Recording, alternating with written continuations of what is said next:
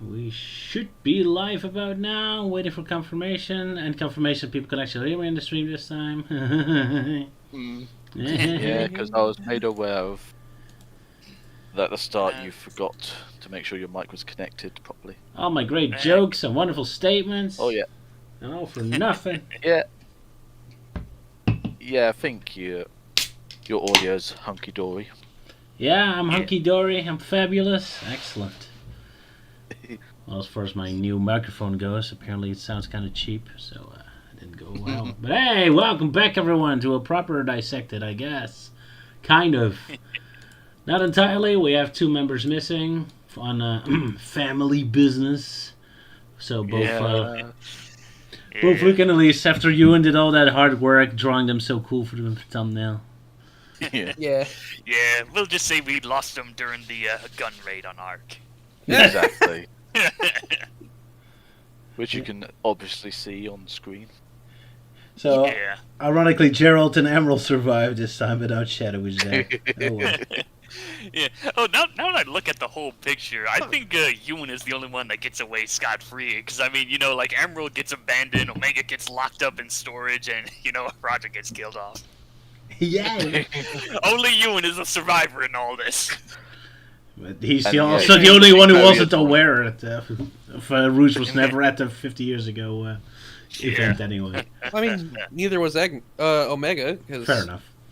Yeah, Eggman was still a child. If that, yeah. If that, yeah. I don't know what his age is. We know that Eggman never actually met Maria, so it's possible he wasn't even born back then. Yeah, so in other words, his age is yes. Exactly. Yeah, pretty much. Yeah, that's the Sega way of explaining it. Huh. I only now notice that Euan drew a little evil duck sign on my lap shirt. That's a nice detail. Yeah. Nice I was almost going to call you Yogurt, but... Jeez. I mean, it was tempting, but... Only Alex is allowed to call me that, I guess. Yeah. Little in-joke with my old partner, yeah.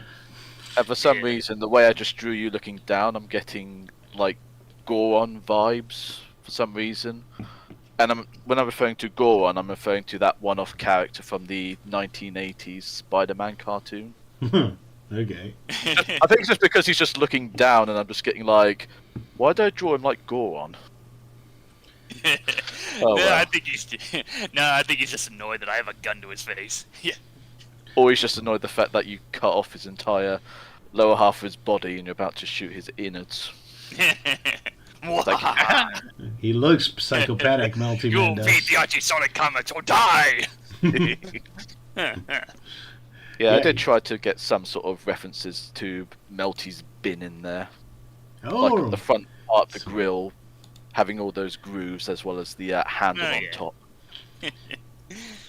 Nice Yeah, little But all DIY made. Yeah, now I know how Bun's Rabot feels in that thing. Yep. Must be claustrophobic. Yeah, go ahead, Stella. Yeah. I also like the detail of the paint on Omega's shoulder, like, dripped a little bit. Yeah, shows how half-assed Melty did the work. Yep. Like, I gotta get it done quick. Yeah. And my Gatling gun is no ammo. It just spins and I go pew pew pew. Just to threaten people. I think he just fires like random like Archie comics. Like, here, have this to read. I wouldn't waste that kind of ammo. No. I'd use like ping That's pong expensive balls. ammo.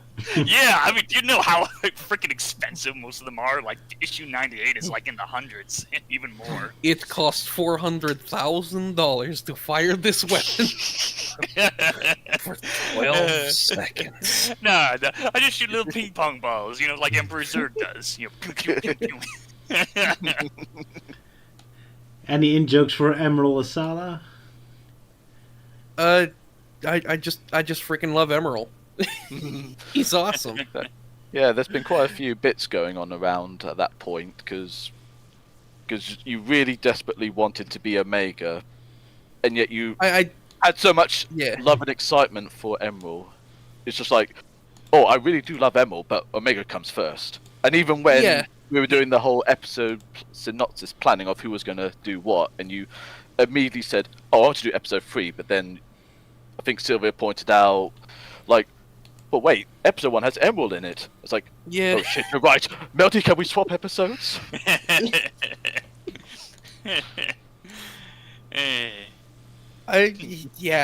So like, it's because like I like Omega more, but like having the opportunity to talk about Emerald is like, this is a rare treat. Exactly. So yeah, we never did a proper Sonic battle dissected, did we? No. No, I don't think so. Yeah.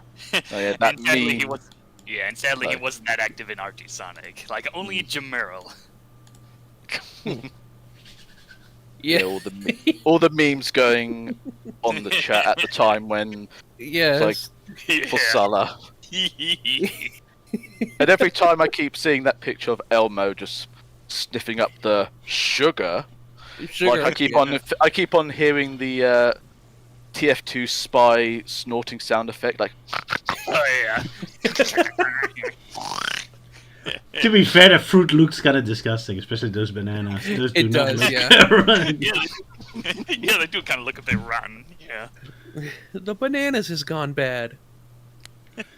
Time to have some sugar. But the cocaine didn't. That's always good. Yeah. I was just so excited to talk about episode 3 because it was fresh in my mind. And it's like, oh, all this cool stuff happened. And then Sophie was just like, oh, I thought you were going to talk about episode 1 with Emerald. And I'm like, Crash. Too true. But yes, that's going to be the main feature of this live dissected, talking about the 3 episodes of Shadow. We already kind of talked a little bit about episode 1, but I guess now we can go in depth, because now we know all that's going to happen. Well, not entirely, because I guess the game will still give more additional details. But as well as the extended version of the special that will be made quote-unquote exclusive to PlayStation users. PlayStation The 5 exclusive users. team will vanish like after the moment it gets released. Because it'll be immediately uploaded to YouTube. Yeah. I do wonder, but I'm kind of wondering, like, if the deleted scenes will actually even add anything to it, or it'll just be something completely stupid, like, you know, if they, like, I think I mentioned the Big Bang Theory, where the guys ended up going to watch the new, like, Indiana Jones and Raiders of the Lost Ark, because they apparently added an extended 6 seconds worth of footage, like, and apparently those 6 seconds has a whole new outlook on the film. Oh my. I imagine the deleted scenes for Dark Beginnings is just like, oh, how did they get from like the pyramid base to like the spaceship thing? And the deleted scene is just them walking towards it. We're walking. Oh, now there it is. Just casually walking. Yeah. All the while Omega's just literally grumbling like, I want to destroy something. Poor guy. We'll see. What I want to know is, how is Shadow still supposed to be medicine? I want to see Gerald to pick up Shadow and like drain medicine out of his blood or something. I could just fill little vials or bottles from him. But then we'll talk about it when we talk about the episode in depth. Any other thing you want to say? You wanted to talk about Sonic Symphony, about the waiting line or something? Well, it was only just a maybe sort of thing, but yeah, obviously 2 weeks ago I went to the Sonic Symphony over at Hammersmith along with Luke, as well as our friend Dan Buster. But I think the one thing I'm showing off in the picture is just how long the line was, because I mean, as Sylvia says, like, oh, it looks very disorganized, but I suppose not as disorganized. I just think they were more ill-prepared by how many people all were going to turn up at the exact same time. So that's why the queue was like super long, almost all the way to the very end of like the actual picture there. Yeah, that's quite a long queuing line. That just goes to show. Fortunately, I mean, I mean, I was mildly concerned. It's like, are we even going to be able to get in before the show actually starts? But we managed to get in there in the end, like just before 6:30, or was it 7:30? I think. They Yeah. could cram an entire street of waiting people into one building. Impressive. Yeah. I suppose it's almost like almost like the TARDIS in a way, because when you go inside, it's like, well, it's a very small area, but then when you go in, it's like all huge, and it's like, okay, never mind, it is big. Alrighty. Yeah, I remember that happened to me too, like waiting in line to get in the building, and it's just, I think the way I remember it, like the line to like get into the building, it was kind of like, basic square shape. There was one line going out, and then it would turn, and it was like halfway across the building. It's like, oh, I wonder if I can get in. Unfortunately, I was able to get in to see the Sonic Symphony. So yeah. Yeah, it's just funny, like, there's all like these zigzag bits like near the front entrance, and then it has to go all the way down the side, sort of like alleyway, backstage to the backstage door, then all the way up again and up along the streets. Yeah. I'm just imagining how many people were just like looking out and saying like, "Oh God, they didn't prepare this well again." I feel sorry for the people living in that neighborhood. Yeah, so I assume this happens every week or so. Yeah. But yeah, basically according to them, there was like an exclusive arrangement or something like that, with them playing the Sonic Heroes melody and Dreams of Absolution, Nice. which I'm sure obviously Elise would highly approve of, that they played that. But I suppose for me the highlight was when they got Richard Jacques, as well as TJ Davis to do the Sonic R melody. I think to me that was the overall highlight. I mean, if they just did that and just walked out, I would have just still been satisfied. Alrighty, that's good. So yeah, second time going, still worth going to. Good to hear. Okay, anyone else wants to waste a little more time, or shall we move to Shadow Dark Beginning? Well, I've got some to at least mention or something. So Alright. it's more of a something Roger should talk about, and it's so like the recent Sonic Dissected episode that came out and how it ended, it kind of gave the impression to some people that you were calling it quits on the series. So maybe you should probably clarify on that. Didn't I do that last video?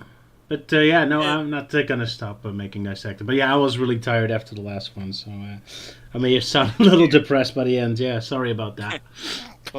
Yeah, like the ending to the Sonic Frontiers Dissected one, and I've just been seeing people comment like, oh, it's been fun while it lasted, blah, blah, blah, Yeah, very dramatic. Then again, maybe you should make it Dissected by something else. Maybe Yakuza or something, I don't know.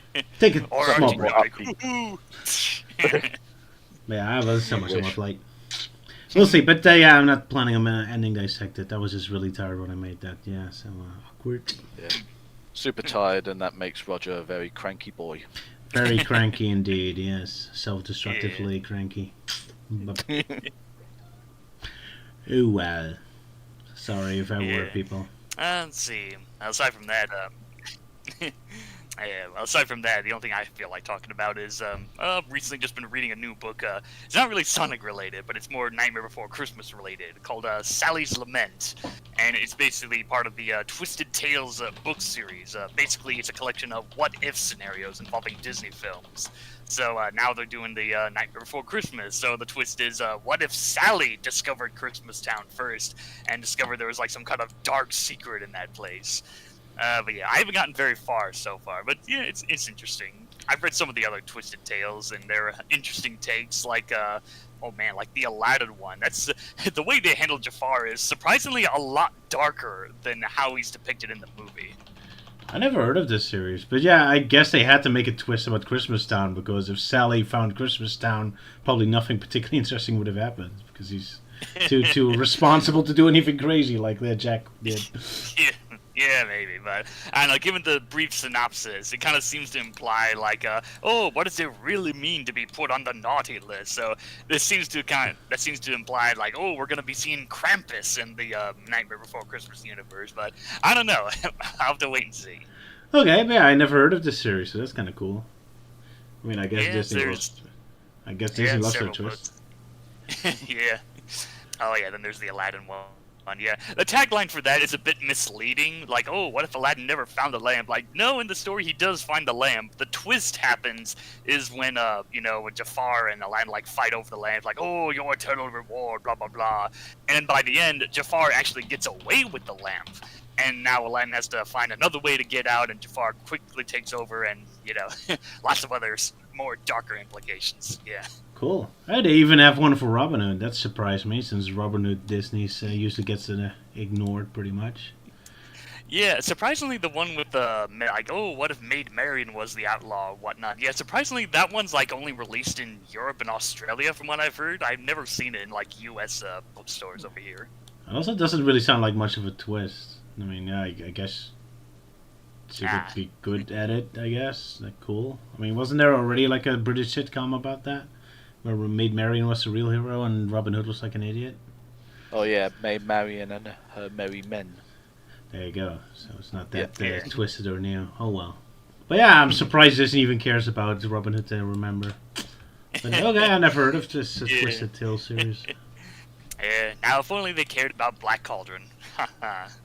I think I saw that one too, actually. Let me check a look. It's another one of Disney's neglected films. Although I think recently they've kind of been a little more respectful. Like I've been seeing characters show up in like the mobile phone games, and they also appeared in the Once Upon a Studio, and that was a great short to celebrate Disney's 100 years. Yeah. Yeah, Black Cauldron is definitely a very weird one. Yeah. And I've heard that they actually had to tone it down to avoid getting an R rating. Yeah, because it was based on an actual book like Lord of the Rings, right? Or something? It was, yeah. It's based on a book series, yeah. But yeah, it's been a while since I watched the movie. I know there was quite a lot of production hell moments for this one. Like, of course, probably the most well-known fact was that Tim Burton worked on this film and did a lot of concepts, and none of them ended up getting used. Oh. And yeah, so that, and yeah, the film went through a lot of cuts. Like, John, I think it was John Ratz. Oh, someone that was like the head of Disney at the time. Like he pretty much like went out of his way to like cut out scenes without like anyone knowing. So yeah, like, oh, this needs to be toned down. Oh, this needs to be shortened. So it kind of left the film a bit of a mess. But yeah, there's a video somewhere out there that talks about all the issues of what the extended version would have been like. But yeah. All right, fair enough. Actually, I did own a VCR this one, but yeah, I found it kind of boring. Oh well. Yeah, shall we move on to Shadow Dark Beginning, Episode 1? I suppose so. All right, Sala, then the stage is all yours. Do it. Okay. Do it now. Do it now. So, our story begins with a flashback.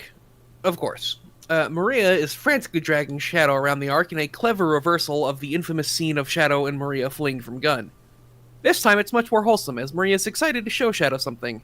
They gaze down upon the earth to witness the Aurora Borealis, at this time of day, at this time of year, in this part of the country, localized entirely within your kitchen. Aurora Borealis! There we go. In Maria's excitement, she abruptly loses consciousness. Shadow quickly catches her as she faints. He then reminds her that the low gravity of the Ark only lessens the symptoms of her disease and reprimands her for pushing herself. Kind of harsh, if you ask me. Maria acknowledges that she just got so excited that thinking about the beauty of Earth and can't wait for the day that she can share that beauty with Shadow. Shadow begins to question himself, whether he has a place on Earth, and even his purpose as the ultimate life form.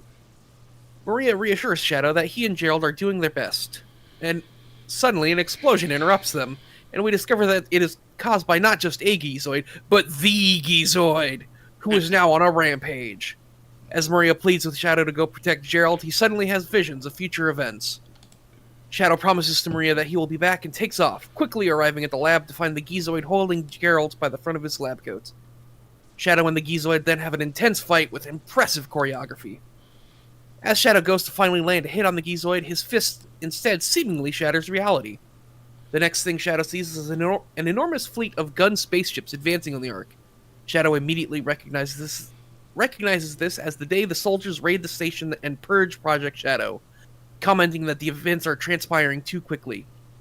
His nightmare continues as he is transported to Gerald's cell on Prison Island on the day of his execution. As Shadow tries to communicate with him, he is moved further and further out of reach, with Shadow chasing him into the void. Shadow then finds himself in a sea of red clouds as visions of Maria's death flash before him, and the imposing figure of Black Doom grabs hold of him. Shadow is immediately snapped back to the present, his PTSD triggering a fight-or-flight response as he chaos spears a tree. Shadow acknowledges that what he just went through was not a normal nightmare, and whatever caused it happened when he saw the Ark. Shadow questions if a mysterious he could have survived, and declares his intent to get answers, running off as we pan up to the half-destroyed moon. Dun dun dun.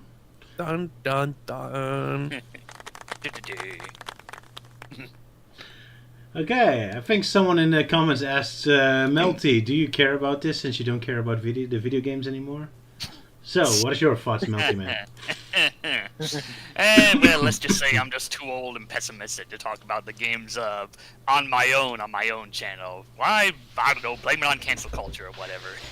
But yeah, like, live stream, yeah, this live stream is the only place I feel comfortable talking about it. So, yeah, with Darker Beginnings, it's like, oh, okay, at least this is, like, the first episode I did like it. Like, we actually get to see, like, more of Shadow's past being expanded upon. Like, you know, Shadow and Maria just having some time. And we actually see Maria's condition, like, take effect on her. And not just people jerking off to her being shot constantly or whatever. Hey, I'm sorry. Like, the joke's gotten old real fast about people cheering for Maria's death. I'm so sick and tired of it. Yeah, I mean, even when I was at Sonic Symphony, I think they cheered at least 3 times when that happened. Yeah, of course. But I think yeah, I will agree on one thing there, Melty, is like it's kind of gotten old at this point because it's like sort of like a running joke, but of course at this point it's basically just a carcass now just being scraped along the ground for like hundreds of miles. It's just kind of worn out by now. Yeah, that's always just annoyed me. It's like, oh, you know, we have this character and whatnot. Like, oh, we could expand upon it, give it more screen time, you know, maybe do better justice that wasn't handled that well. But no, all the fan base cares about is just, Maria getting shot constantly because they just want to clap like mindless seals over that endless scene over and over again. Because originality and expanding, what's that? But that's just me being bitter. Yeah, being the bitter old man that you're slowly becoming. Yeah. Don't worry, I mean, Roger's already become the angry old man at this point. Well, at least the only difference is that he's still going with it. I'm talking about the games and whatnot. Well, I've kind of moved on to, you know, something that's more of my forte, which of course is the Archie Sonic comics and in my own videos and yada yada. Man, there's this meme I love from Garfield where they replace every final panel of a comic with Garfield thrown out of a window to make fun of how boring all the punchlines are. Maybe you should do something like that with Maria, right? You just make comic strips of Sonic the Hedgehog that's just about something random, and it just always ends with Maria being shot. Just have a random funny, because people keep laughing at it, even though it's not funny or has nothing to do with the rest of the comic. Just some sort of surreal, abstract meme joke or something. That could be funny. Yeah. But I mean, at least the way Maria's death was handled in this, though, is done in such a way that obviously it's going to be something that's can be memed because of how like effectively it's done and how like, abstract and creepy it is. Yeah. I mean, you have to be like super sort of you know, like imaginative to come up with something like to make that memeable.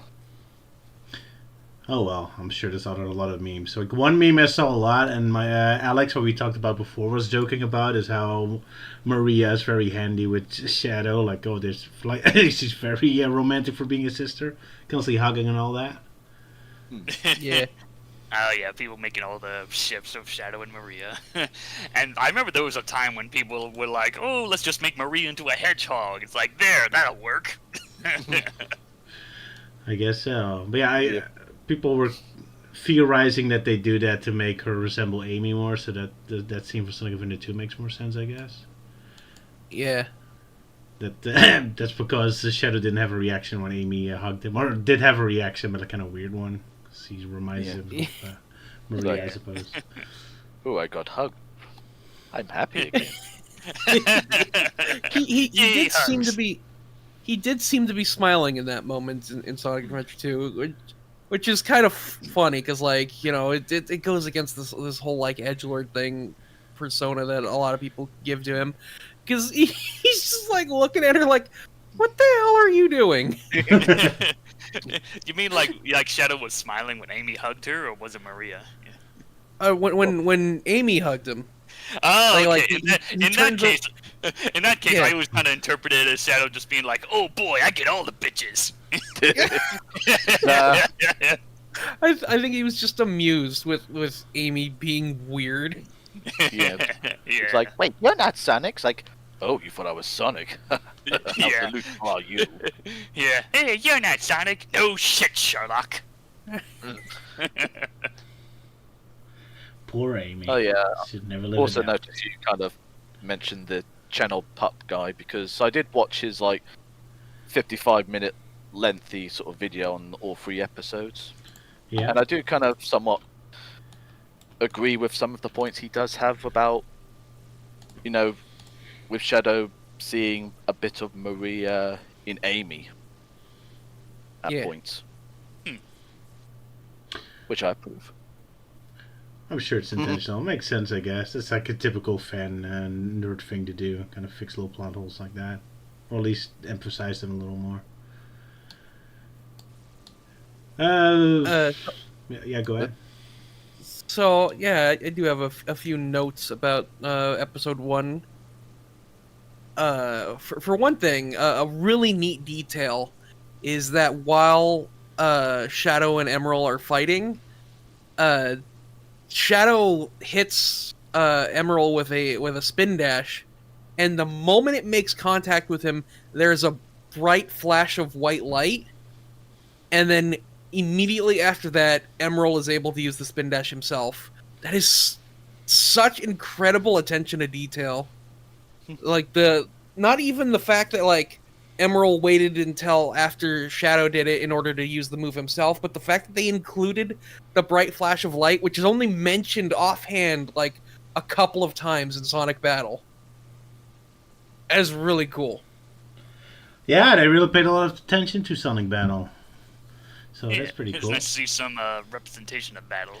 Seeing as how it tends to get ignored. What's the fact that Emerald attacked Dr. Gerald Robotnik ever mentioned in Sonic Battle? Because I don't remember the details. Or was that invented for this cartoon? No. It was mentioned that Emerald went on some kind of rampage aboard the Ark, but that was like all we knew about it. We didn't know that like Gerald or Shadow were even present for that. Like obviously Gerald knew about it, but that was just kind of the extent about it. Is Gerald kind of mentioned that in his journal. Would be funny if Gerald knew about it, but only from other people's accounts. Like he just came to work with a cup of coffee in his hand, and looked at all the damage caused, and oh shit, what happened here? Gizoid went crazy. Yeah, Gizoid went crazy and destroyed things, blah blah blah. And Gerald's like, maybe I should have applied for Black Mesa instead. It's totally safer there. Oh well, poor Gerald. But okay, I wasn't sure about that. Yeah, go ahead. I doubt you have this, Roger, but I just thought I'd mention that when Maria touches Shadow, like after the first explosion, Shadow like has this like vision of the gun soldiers, and like for a brief moment, like 1 or 2 frames, he like envisions like spray painted smiles on the gun soldiers' faces. I don't And have it's it just all really- up right.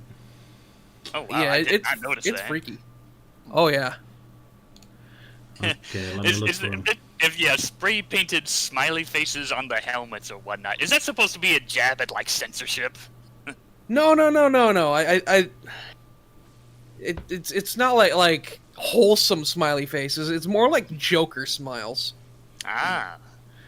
But yeah, Yeah, that's because they very. got like razor sharp teeth. The cartoon is very fast animated. You have to really pay attention sometimes. Yeah. Mm-hmm. But But yeah, I wonder if the game goes into detail about any of this, with this just standing alone. Because I'm kind of worried, because Sonic Frontiers also had that cartoon with Knuckles, but they never went into any of those details. It was just pure fan service. I'm kind of worried that this is going to be the same thing. It's like, this looks interesting. I want to know more about it. So I'm really hoping to actually get more context about what's happening here with Emerald and all that. But I'm too worried.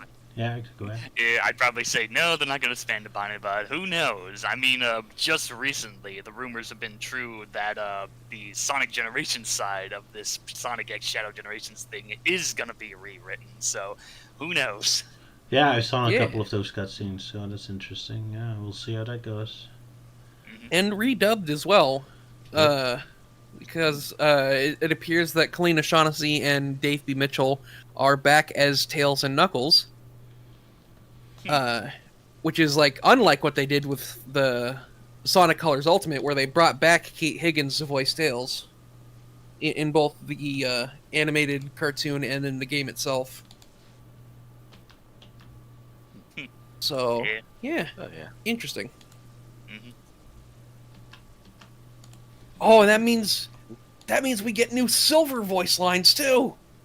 Oh yeah, instead of Quentin Flynn voicing him, yeah. Yeah, it's gonna be Bryce Papenbrook. Yes. I'm not sure about Silver's current voice. I think so far he's only done him in like Team Sonic Racing, and I think it's just the line delivery and how the current direction for the character is like, oh, we gotta make him too dorky and da-da-da. It's like, And I was fine with Quentin Flynn voicing Silver, but yeah. I don't know. Silver's just one of those characters that's just really badly treated, much like Blaze the Cat. Yeah. But if it is Bryce Papenbrook in Sonic X Shadow Generations, that'll mean we'll only have 3 more games with him, because every English voice actor for Silver has voiced him for exactly 7 games. And I thought Omega had it bad. I'm surprised he was even in so many games. Yeah, he's in quite a few, and most of them are just like, here's a multiplayer mode where you can play as him, like Sonic and the Black Knight. Black Knight and cheap mobile phone games. Yeah. Oh well. But yeah, this is the moment you're looking for? Yeah, that's it. Oh wow, yeah, that's real creepy there. Yeah, it's really on screen for only a split second. That's why it took me a while to get a decent screenshot. Yeah. It looks like it's one of those things you really got to slow it down to get it. Yep.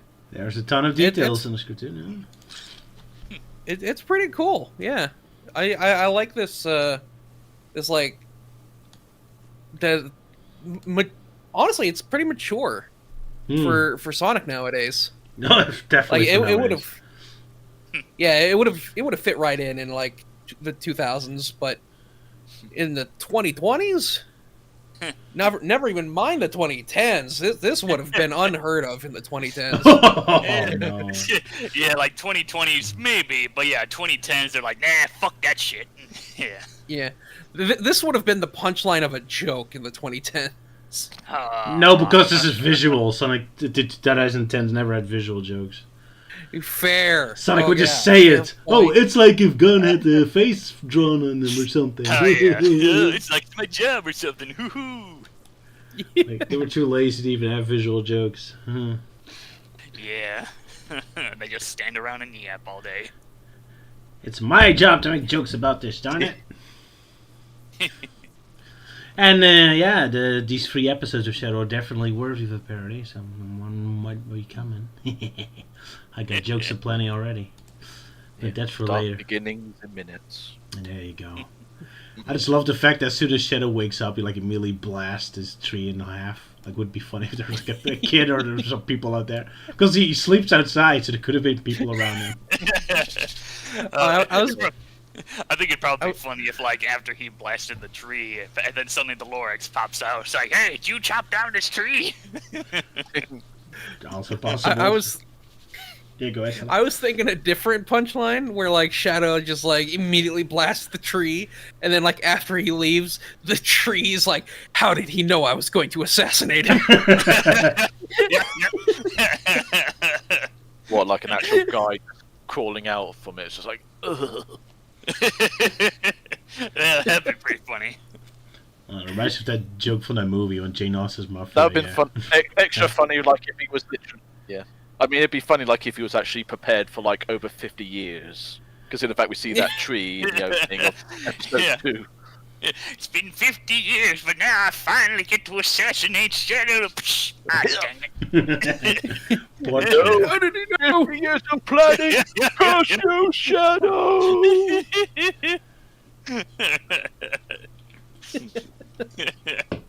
Okay, the one detail that does kind of bother me, because Melting Man made that comment from, oh, Gunn is actually back, they survived Sonic Forces, and I understand the confusion because the cartoon keeps saying present day, but technically what we're seeing is a prequel, right? Because this takes place before Lost World Forces and Frontiers, so it's not really present day. So, because that was my thought first too, like, oh, hey, Gunn is back, but like, wait a minute, this takes place in 2010, or Sonic Generation, so it's not present day. And of course, Melty was super excited, but then when he realized that, he just suddenly wept. Yeah.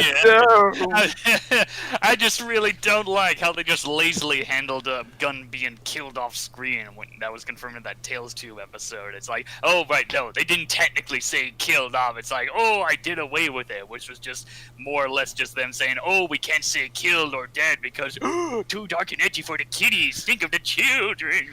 I just love the idea for Robotnik just what's the name? Like, just firing them all. He just sends them a letter from, like, okay, Gunn, you're all fired. And they're all like, oh, They all get the pink slip. They all get the pink slip, yeah. That would definitely be a lot better than, one second did. It would be funny if that's the way you win a war, just by somehow being able to fire all the soldiers. It'll make them lose their jobs. Yeah. I think he just forged a letter from the president saying, like, this is the president of whatever nation I'm from. You're all fired. Have a nice day. And it's just in Robotnik's like sloppy handwriting. It's like, oh, it's from the president. Totally legit. So you see Eggman ruling the world, and Gun Commander sits at home just looking kind of grumpy. If only I wasn't fired, I could have stopped him. Oh well. Yeah, now they have to go and get jobs at like chili dog stands or whatever low-paying minimum wage. Yeah. Either that, or he's basically in a retirement home, even though he's still in his late 50s, early 60s. Like in a retirement home already, it's just like, God damn that big man. If I wasn't retired, I would defeat you in an instant. Yeah, it's just spending his time talking to the elder people. It's like, oh, and then I shot this guy in the back. Yeah, it was cool. And they're just all like, yeah, what'd you say, sonny boy? Speak up, damn it. What has got for us? I suppose I never thought about that before, but yeah, I guess Commander is around 6 years old. He is pretty old, yeah. Mm-hmm. He definitely doesn't sound like it anymore. Yeah. But we'll get to that. Yeah, we'll get to that. Let's see, anything more for this episode? Yeah, like I said, I found amusing this shadow was made for medicine. I mean, we already knew this before, so it's not new information, but still, them bringing it up and that's still not giving any context to it, it's funny. I just like to think what normal people think who have no idea what the context is. I'm the ultimate life form, I should be turning into medicine. Like, what? I'll just shove him into a syringe and call it a day. Just funny how you delivered that line, Roger. It's just like, I am the ultimate life form. I should be turning into medicine. Literally turning into medicine. Yeah, it turns into a liquid. Then he turns into paracetamol. Oh, that's why Gerald tried to make Chaos first. He needed something to inject Maria with. There you go. Yeah. I should be turned. If you do make a parody of this, you've got to include that line. Yeah. I should be turning into medicine. Yeah. This is something I actually wanted to talk about. Is the whole ultimate life form thing where he acknowledges that like his purpose as the ultimate life form is to cure diseases, which is really cool that Sega remembered that. Yeah. Because like that for so long Shadow has just been, I'm the ultimate life form, that means I'm a badass and I get my way all the time because I'm the coolest. Yeah, thanks Meta Era. Yeah. But now that they're actually remembered, oh yeah, ultimate life form, he's supposed to cure diseases. And so that, boy, wasn't that like fun in the frickin' Zombot arc of IDW, where suddenly Shadow was not immune to a disease. Or so he Whoops. thinks. Ha ha. Shit. Well, I suppose it was more artificial than, like organic disease. Sure, but like, I guess he can't be the ultimate life form if he's not immune to all diseases. Yeah. I suppose now he's going to be super pissed off with Black Doom's like, you said I would be the key to all medicine. Like, no, not really. Damn you, Black Doom. Oh, you are cured to the disease, and it's a mild cough. Yes. That's it. Just a mild cough.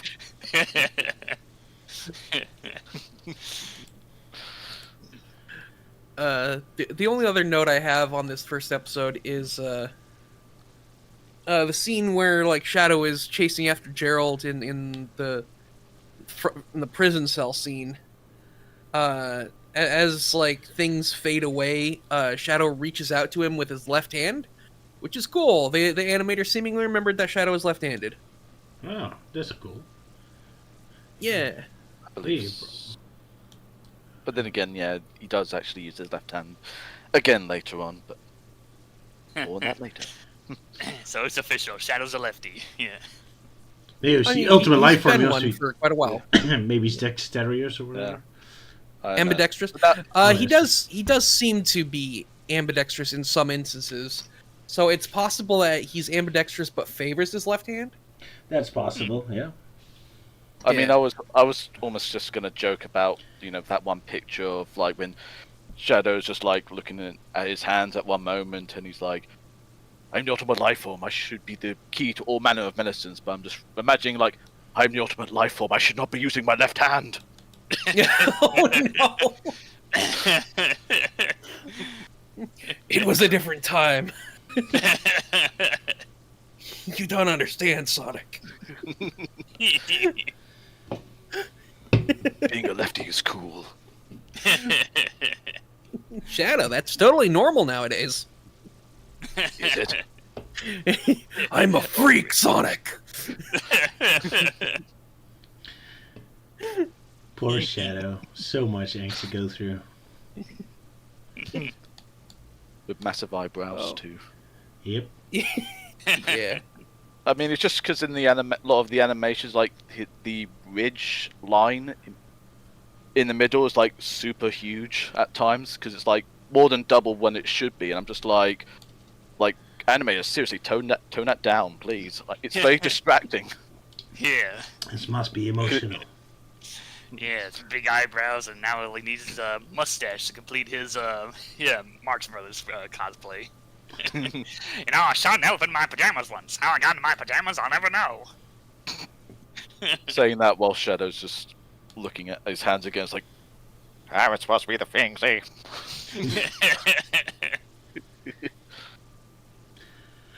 Oh wow. Shall we move to episode 2? Or do you have more? Well, could do unless someone else has anything else to say.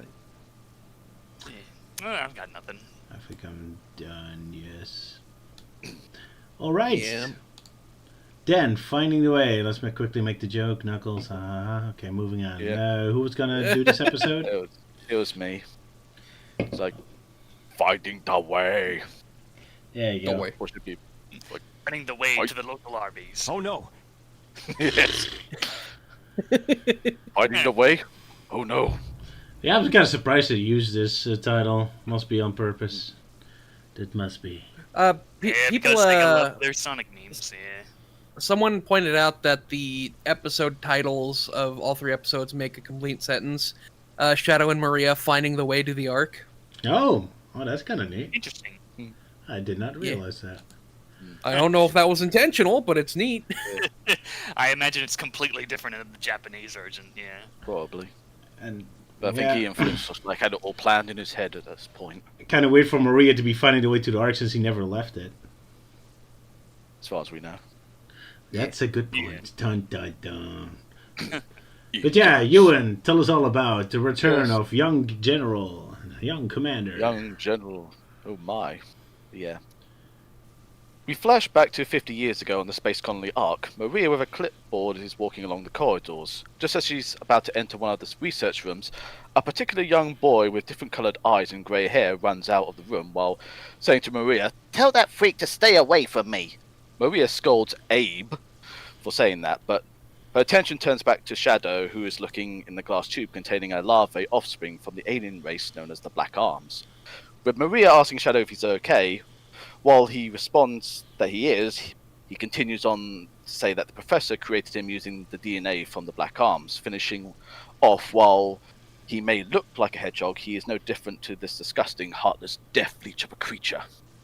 Maria comforts Shadow with a hug and refutes his claim, stating he has a big heart and that deep down he cares for everyone, including herself. She continues that it may be hard for him to find the answers, but she's confident one day he will. All the while Abe is looking through the door's window, concerned for Maria, and then being angry about something else, I suppose, like, why am I not important to this scene? We then return to present day as Shadow breaks into one of Eggman's pyramid bases as he starts to take on the samurai egg pawns. He then notices that Omega being up high shooting at the egg pawns as Rouge the Bat jumps down, greeting the Black Hedgehog as they continue fighting the robots. Rouge explains she is at the base gathering intel for Gun, whilst Shadow says he's looking for a space shuttle to reach the Ark as he believes the Black Arms have returned. Rouge says he's unlikely to find one here as it's just a supply depot, though they both narrowly avoid getting hit by the large spike ball and chain from the large egg pawn known as the Egg Breaker. Then in a, I suppose, coordinated attack, Omega shoots the leg of the Egg Breaker, then avoiding the spike ball again, Rouge breaks off the arm and Shadow finishes it off. As smoke clears from the fight, Rouge tells Shadow that she can find him a shuttle, but in exchange he has to come to Sonic's birthday party. The Black Hedgehog sighs in annoyance, which the female bat takes as a yes, where she then continues with, "Fancy raiding a gun base?" Dun dun dun. I'm kind of surprised Rouge even cares about Sonic's birthday, but oh well.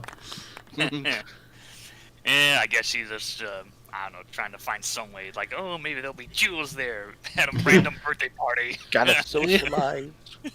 She's not addicted to jewels. Yeah. But Shadow, I want you to socialize, please. That's pretty much it right there. Yeah. She cares about her friend. She wants him to socialize, and he's an introvert, so he doesn't wanna. Yeah. Well, if she wants Shadow to socialize so badly, why didn't she invite her to talk to the commander instead of just immediately saying, "Hey, let's raid the base"? That would be very useful socializing, but that's for next episode, I guess. Yep. Yeah.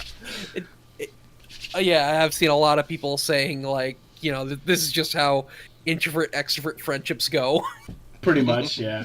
The extrovert just trying to force the introvert outside. Yeah, get off of that computer and go outside. But I don't want to. But I don't want to, Mother. I need to write these evil comments to these people. Exactly. It is nice seeing them treat Shadow and Rouge at least as friends. Yeah. At least casual Like enough. Yeah, 'cause it's been like flipping decades since Team Dark was like doing stuff together. Even though Sega's very insistent, like, oh no, Team Dark's not a thing. They're just there. They do things. Totally not a team. Yeah. Meanwhile, Ian Flynn has other ideas. Yeah. Meanwhile, Flynn's all like, fuck you, Sega. They're Team Dark for now and forever. Yeah, the only reason why they Don't team go up is against by that. complete coincidence, because it wasn't even planned. Just the happy coincidence they needed intel at the exact same place Shadow's randomly looking for a space rocket. Sorry, jeez. Tripped over my words. Yeah. And then, of course, I think the one comment I've seen a lot about this episode is like, oh, why are Rouge's wings not flapping when she's, like, on the above the ground? And I'm just like, must be a Sonic X reference. Stylish. I think it's a reference to, like, a typical anime shot of a vampire lady or something. I've seen the exact same shot in other stuff. Like, it's a stock shot. But yeah, man, it's a very stylish episode again. Almost every shot can be framed on a wall. It's really stylish looking. I I love when Rouge is like kicking the one egg pawn, and all of her attacks just come with squeaky noises. I guess that's her boots doing that. Must be, because maybe her kicks are so lethal that she has to even wear like some form of protection on the tips, but even then they still destroy everything in one hit. Or maybe they're actually clown shoes, and she just like redesigned them to look more stylish. Yeah.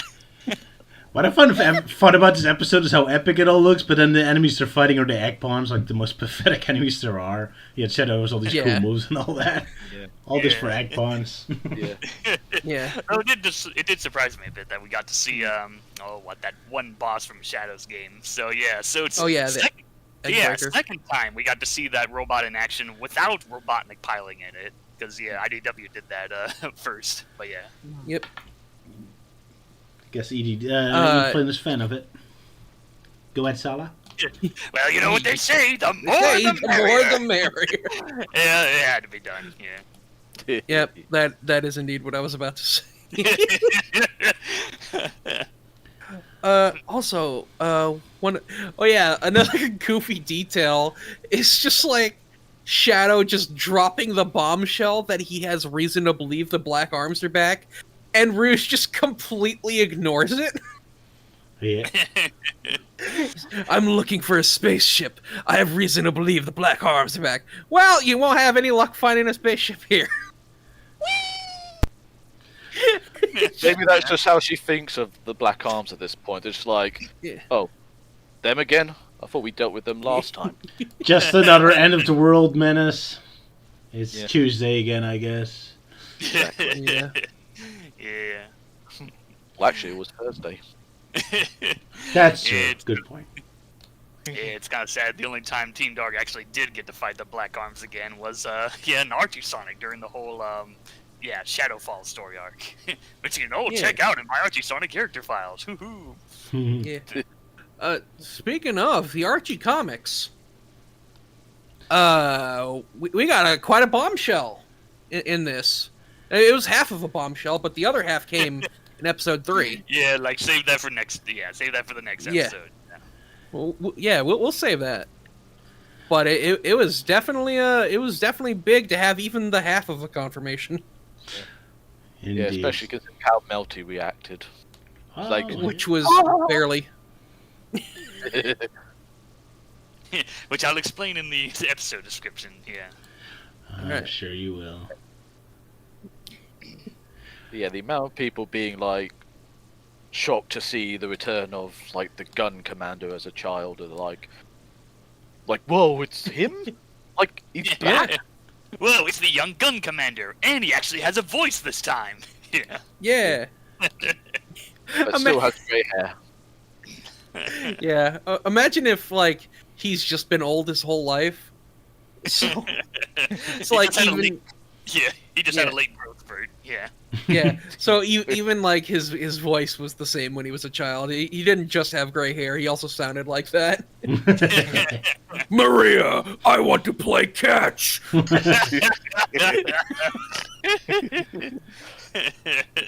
Also, I'm really curious why he was angry at Shadow, because Shadow's just standing there in the background. Get him away from me! What was Shadow doing? Because I don't see Shadow walking up to the kid. Hey, kid, shall we play? No, I think Shadow was just trying to offer him some candy, and he's like, nope. That's pretty out of character, I think. Shadow goes out of his way to be out of everyone's way, so why would you be upset? You have to go out of your way to get to Shadow, so... Yeah. Hey, kid, want some candy? I need an adult! Oh, wow. Well, we know from his first appearance in Shadow the Hedgehog that, the commander saw Shadow's creation, and he's just, terrified of Black Doom and, by proxy, Shadow. Yeah. Yeah. Makes sense. But then again, he told Maria, tell him to get away from me, so that doesn't really make sense. Oh, well. It's funny. Well, yeah, because he's scared of Shadow. Yeah, but Shadow isn't going after him, so Shadow is just standing in an out of the way room. I mean, he's a child. What do you expect? Logic? Yeah, No. yeah. His imagination goes everywhere when you're a child. Yeah. I guess so. Still was funny to me. Like he runs through the arc to find Shadow, and then he's upset that Shadow was near him, even though he was the one going after Shadow, probably. And no, I think he's just upset that Maria is next to Shadow. That's true, but it's later. Like, oh, why'd you have to be with Shadow? I wanted to play Tiddlywinks with Maria. Or whatever.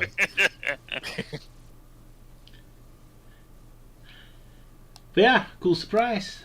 Bit of a big surprise coming later.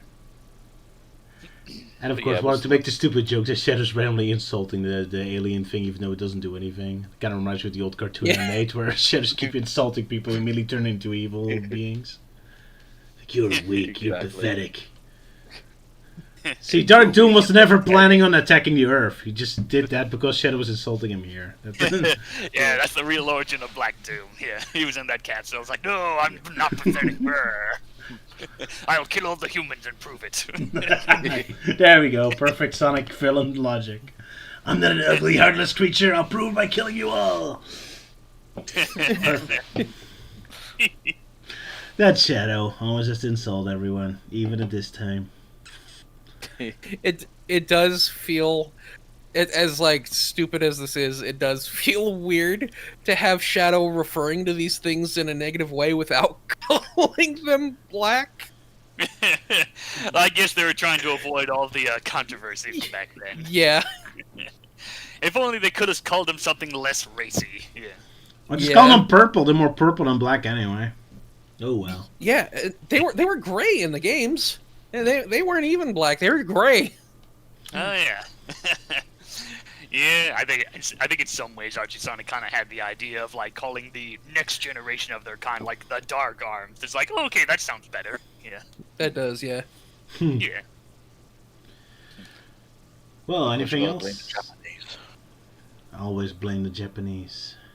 Yeah. Is anything like anything like that a a- dark evil character is or has to be called like insert black somewhere. Like there's an evil version of Optimus Prime known as Convoy in Japan. Call him Black Convoy. It's just a cool word, okay? Black sounds Yeah, Japan intense. Japan thinks it's a cool world, while over here in America we're all like, that's racist. Yeah. Fun cultural differences. But also it's Yeah. nice to see Omega. Nice to Yes. see Omega back, and obviously, even whilst he's voiced by Roger Craig Smith, I think they did a better job at this time round compared to the Tails tube. Yeah, It doesn't he's sound as obvious. yeah. It's only like obvious in like a couple of lines that is like, oh, that's clearly just Roger Craig Smith again. So they did a better job of hiding it now. Yeah. Still don't think he's a good casting choice for it because like his Yeah. voice will cut through. Yeah, same here. Although I guess with me, I guess I'm just too much of a fanboy for the original Omega voice, John St. John. John St. John. Yeah, that'll always be the definitive Omega voice to me. Duke Nukem himself. What more Yeah. do you want? Yeah. Alas, he's too expensive. Yeah, That's and of course probably we all it. know how. Yeah, we all know how cheap Sega is. Yeah. But yeah, it's cool to see Omega again. He's still doing like he's just comic relief nowadays. Melty and I went over this in the Archie Sonic character file, but he's just a comic relief character nowadays. But at least he gets badass moments too. Mm-hmm. Yeah. Especially next episode. There's Yeah. somewhat of a balance. Yeah. And this series is seemingly starting a running gag with Omega, where he calls dibs on robots. And Shadow has Yeah. no respect for dibs. Yeah. Specifically giant robots that he wants to destroy. Yeah. Oh well. But yeah, it's a bit of a shame they never really go into that, because Omega as a character is kind of interesting, like an Eggman robot who hates being an Eggman robot. It would be interesting to see his thought process and what he thinks about Eggman and all that, but I guess they're not really interested in that. Kind of reminds me of Star Wars with the Stormtrooper guy. Darn it. Finn? Finn, there we go. Because he also kind of wasted that. It's like, oh, stormtroopers against stormtroopers. How's that going? And then in all the other movies, he just kills stormtroopers anyway. Kind of like Omega, except Omega at least has an excuse. He's a psychopathic robot, so he's not It's not that Omega hates being an Eggman robot. It's that he wants to be the best. Yes, he wants to prove himself as the best because he feels like Eggman wasted his potential. Yeah. So his life mission is basically to show Eggman his mistake. He's like, look what you did! I am the best, and you put me in a room! With no video games! Damn you, Eggman! If only they made him play Sonic Rumble, then he would have been a nice, friendly robot. Oh, wow. So, shall we move on to episode 3? Yeah, alright. So. Yeah. Then, to the arc! Yeah. Yes, here we are. Half-Life 2, episode 3. Oh, wait. No. No, so it's episode 3 of Dark Beginnings. So, yeah, so they...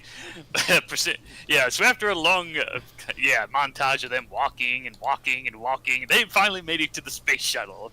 So, yeah, they try and, break in, they do a bunch of fighting, and then, Gun suddenly shows up, and they're, attacking them. So, then, of course, Omega just ends up recycling the same dialogue from the previous episode. But it's like, I call dibs on destroying the big gun robot, and Shadow's like, nah, fuck you, Omega, I'm gonna do this. Because I'm the main character.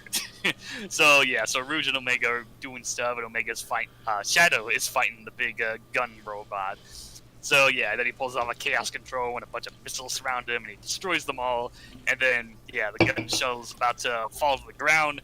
And, here's something that he would never see into the meta-era Shadow, is that he pretty much rips off the cockpiece, and it looks like he's about to do, the final blow to the gun soldier. But no, he just hits the ejector seat button so that he flies off before the shuttle blows up. And then Shadow gets onto the space shuttle. It's like, hey, razzin', frazzin', frickin' frackin'.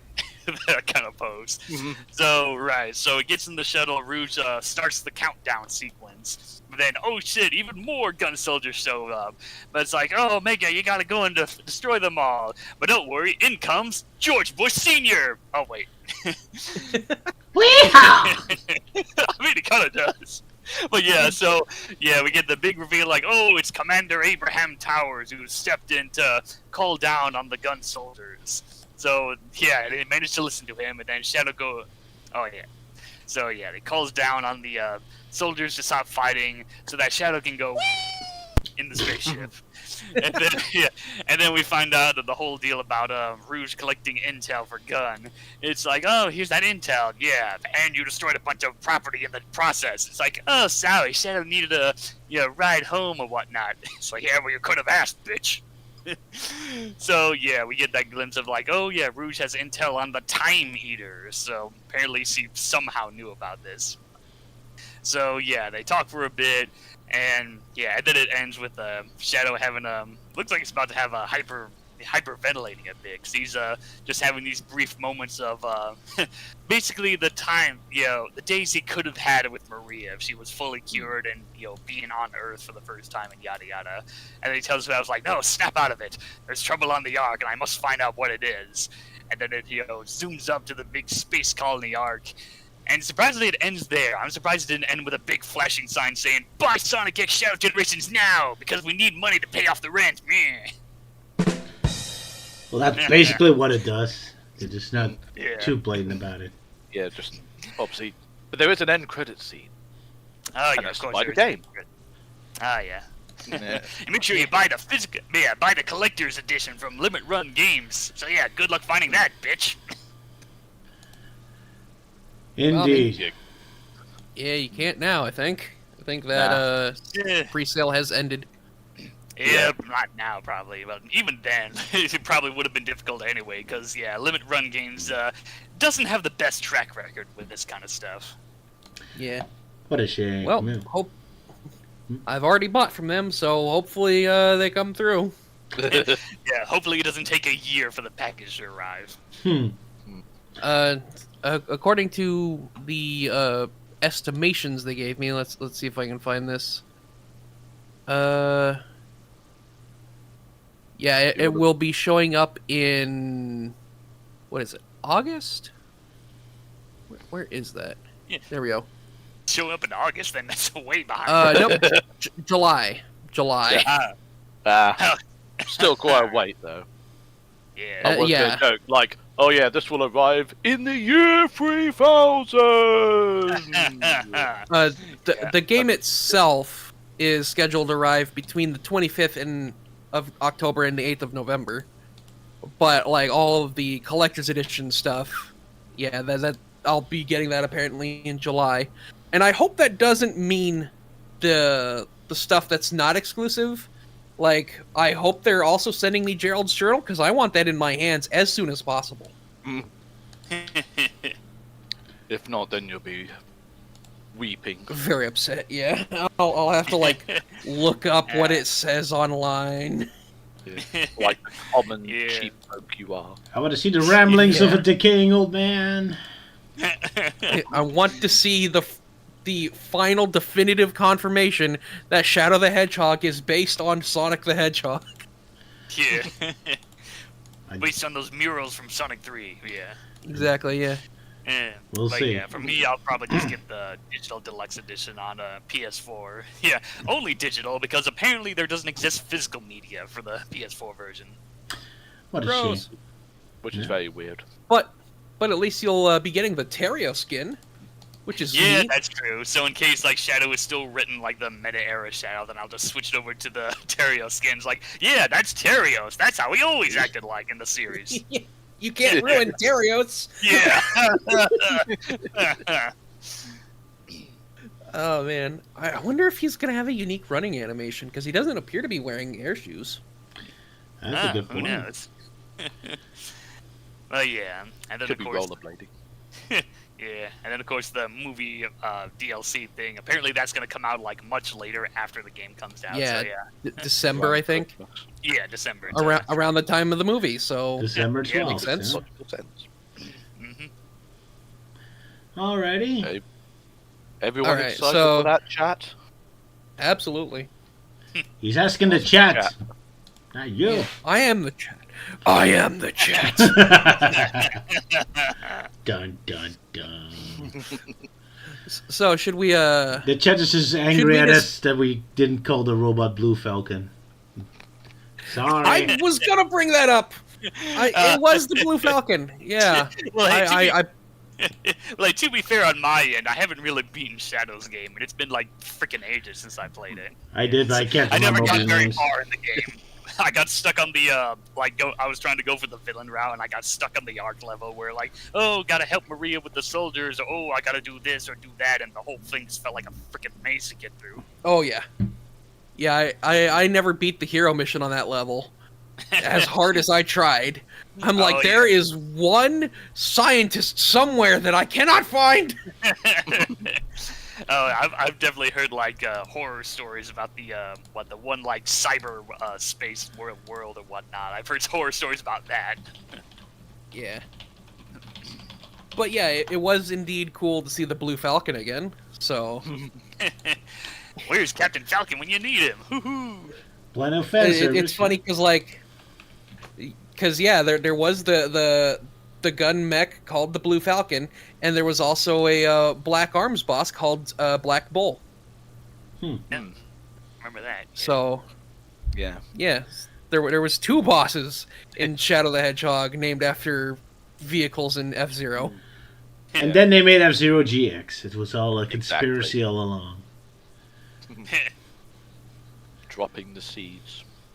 There we go. Although Actually, F-Zero GX was 2 years before Shadow the Hedgehog. they just got Nintendo's permission to use those names, I guess. Yeah. Yeah, I guess because Nintendo's not gonna do anything with F-Zero. Nope. Well, actually, it's funny you say that. Oh, they got that Because, it's a Super Nintendo port thing. Oh yeah, the F-Zero 99 thingamabob. Yeah. Yeah, out of nowhere, after Nintendo already told us there would be no more content for F-Zero 99, we suddenly got an update that introduced new tracks and even new machines, which are just skins for the default machines. Mhm. But the tracks and skins are based off of a Sataview. I don't remember. It's some like Japanese exclusive machine add-on for your Super Nintendo that could receive satellite waves, and they like broadcast some F-Zero games that were only playable during the broadcast. Yeah, And so like, yeah, so like F-Zero, I think it's called like GP or Grand Prix DS, whatever, I don't know. Number 1 is just lost to time, but somebody managed to save the second one, the sequel. And so that can exist again. And so the developers of F-Zero 99 were able to recreate the tracks and vehicles from that game. Ah, well, that's news to me. Yeah. Wasn't that a still Game Boy? Wasn't that a Game Boy Advance Satellaview, game thank based you, on the Dolace. anime? Huh. Was it a bit? Yes, they also added the Game Boy Advance games to the Nintendo Switch Online library.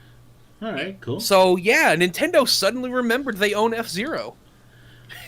Applause. Yeah, and Sega remembered they had Crazy Taxi and Jet Set Radio. Crazy times. Yeah. Slowly but surely, other franchises come back again. Now just Gaming hope they're is actually back, baby. Slowly but surely. Yeah. Right. So about Shadow. Exactly. About what Yes. about Shadow? Yeah, let's get back to that real quick. I feel like we need to address this elephant in the room about a certain human character, Abraham and I think Towers. no one is better to talk about that than Melting Man 234. Yeah, so for the longest time, the character of the commander of Gun, that was just like the most generic name he had for the longest time. It's just the Gun Commander. But in the Archie Sonic universe, Ian Flynn decided to give him a name called Abraham Towers, and supposedly that originated from some old Sonic fanfics that he made or whatnot. I haven't really delved into his fanfic side from way back in the day. But yeah, so now in this animated episode 3, we get the big reveal oh, the Commander Abraham Towers is now official in the games. And you expect him to go all ballistic and crazy about oh, it's canon, and I probably would have done that if I was younger, but nowadays it's just Now we're disappointed because I wanted to see Maria refer to the 5-year-old boy as Gun Commander. That would be funny. Yeah. But yeah, it's like I said before, I'm too old and pessimistic to give a shit about Sonic content of the games. The whole meta era completely burned me out of the whole attitude they had back then. It's oh, you actually genuinely like Sonic and his characters and blah blah blah. Well, fuck you. It's all about the memes now. That's what the kiddies are into. Yeah, they're trying to rebuild it. This is so good news, I guess. Anyway, I still find it amusing that this is treated as a big twist. Wow, Uzuka allowed a character to have a name. That's a big reveal. A whole big plot twist out of it. Yeah, which is funny because I remember hearing somewhere on Bumblecast that Ian Flynn tried to push to give the Gun Commander a name, in terms of the games, and Azuka just kept rejecting it. It's oh, let's call him something something. No, oh, Abraham Towers. No, and oh, okay, let's call him Oliver Gardon. And he's ha ha ha. It's oh, you like that? No. Yeah, I was gonna bring that up in the previous Dissected, yeah. Oliver Garden, yeah. That would have been funny. That's but yeah, amazing. I don't know. I guess it's just more another case of Sega suddenly flip-flopping or just not knowing. The whole deal with Styx the Badger being referenced in Sonic Frontiers, and yet it was removed in the Japanese version. And then nowadays, I guess Sega's oh. Oh. Okay, Oh, then they disappeared in the again. void. That's why she got removed in that pic. I guess. She got banished to the Shadow Realm. Yeah. There we go. So yeah, Shadow when people Realm. praise it oh, but yeah, with the Abraham Towers name, and people praise oh, there may be a chance of more Archie Sonic reference, and I'm nope, this is all we're gonna get. Sorry, Sally fans, you're not gonna see her again. Only in But fan art. it's literally better than nothing, though, right? This is the first time they've acknowledged anything from Archie Comics since it ended. Yeah, but I mean, Frontiers mentions the Eggnet when that was something that originated from Archie Sonic. Oh, I did not know that. Yeah. Okay, so second time. Still, it's happening. Things are happening. It's just, the Sonic franchise is healing slowly. Yeah. Now, if only they can reprint the Archie Sonic comics and not expect us to spend like thousands of dollars to try and get a Ken Penders is doing that, so just look forward to We that. don't talk about that. No. We don't talk about. We don't talk about that. No. Moving do on. Not talk about that. Do not talk about that. He was re-releasing Archie comics. Illegally, sure. But yeah, we don't Legally talk and about was tarnishing the original art style.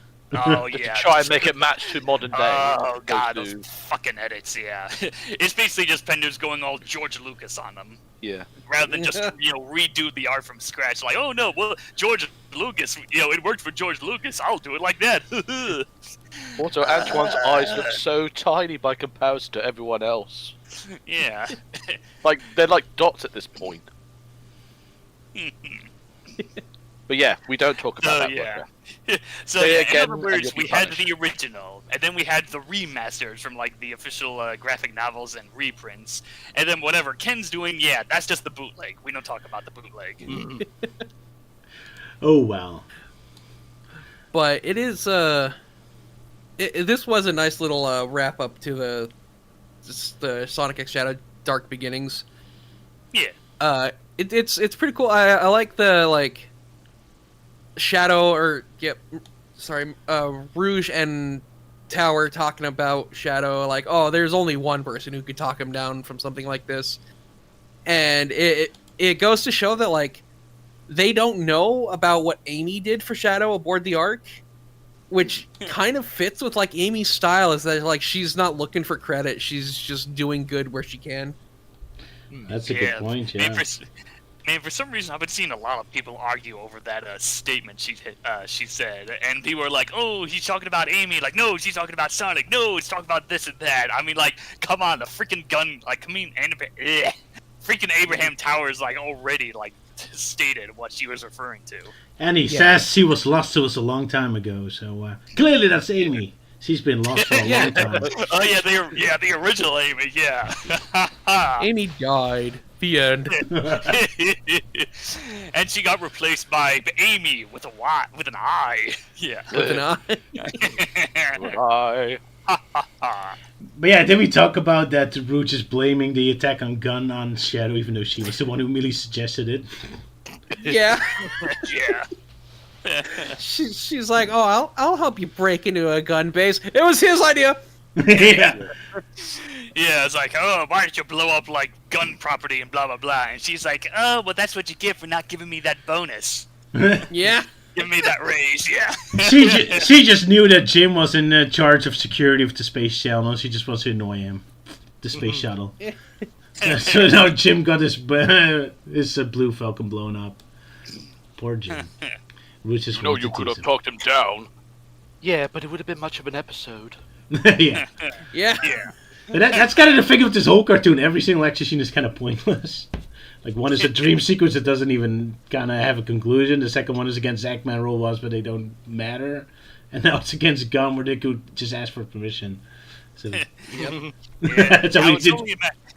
now it's only a matter of time until this actually makes sense when you play the game, or if we're gonna have Sonic Forces again, where the stuff in the cartoon contradicts what happens in the games.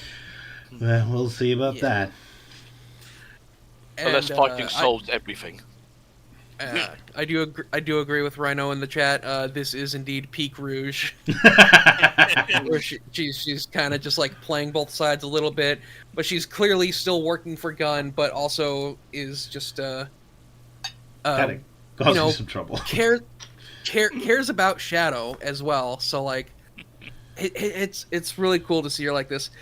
And speaking of peak though, fucking the fight against the Blue Falcon, where Shadow not only like grabs the missile out of midair, turns it around, lets it go to just launch it at the Blue Falcon, but also when the Blue Falcon like tries to retreat and like sets off flares to try and get the missile off of him, Shadow teleports onto the Blue Falcon, grabs it again, and slam dunks the missile into his intended target, making damn sure that thing don't miss.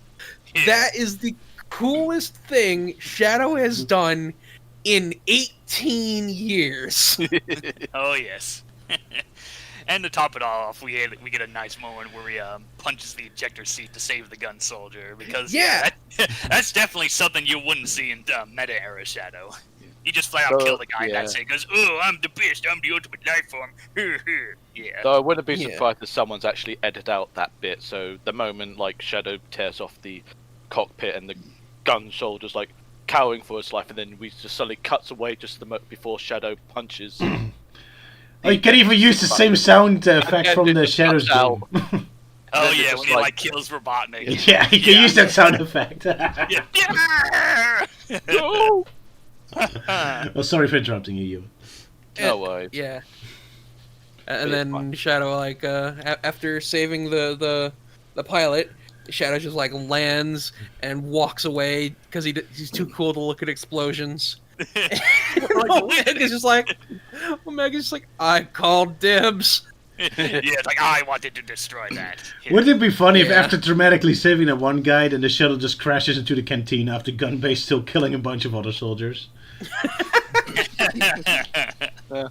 I don't know. For some reason now that I'm looking at that moment, like the moment when the Blue Falcon literally explodes in the background, I'm just thinking of the Grand Theft Auto 3 music playing in the background, and then it says "respect earned." Or the way that the Shadow's walking, it's more like a, oh shit, here we go again. No, I like Roger's idea where the Blue Falcon crashes and just kills a whole lot more people, and Shadow's like, I did my good deed for the day. I saved that pilot. Here, I saved the world. Yeah. We did it, Patrick. Yeah. Although it's a possibility that even the pilot could have still died because he was probably pretty close to the shuttle when it launched. And you're usually not supposed to be that close to something that loud. Yeah. And it ejects him and he like launches out and the parachute pops out. It's like, oh, I'll land safely. And then he just lands on like the burning degree of the just slowly falling into the fire.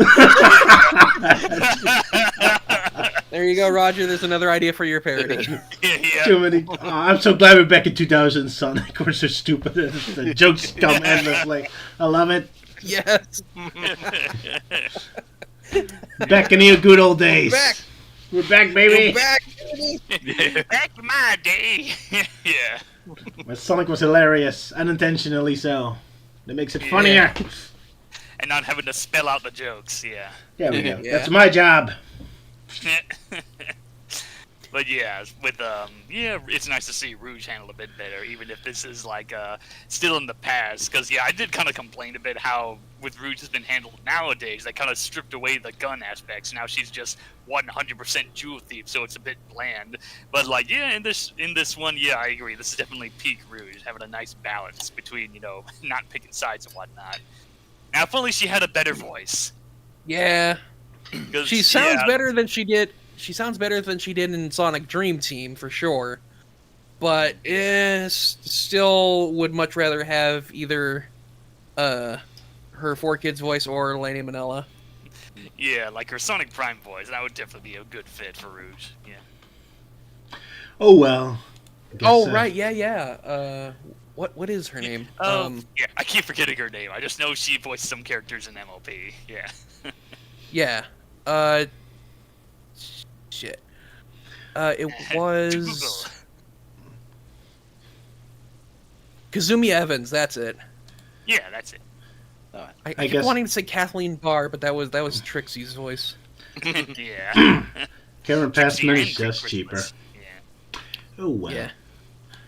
Anyway, there was another thing we didn't talk about. Yeah, we didn't talk about how clumsy the exposition sometimes feel.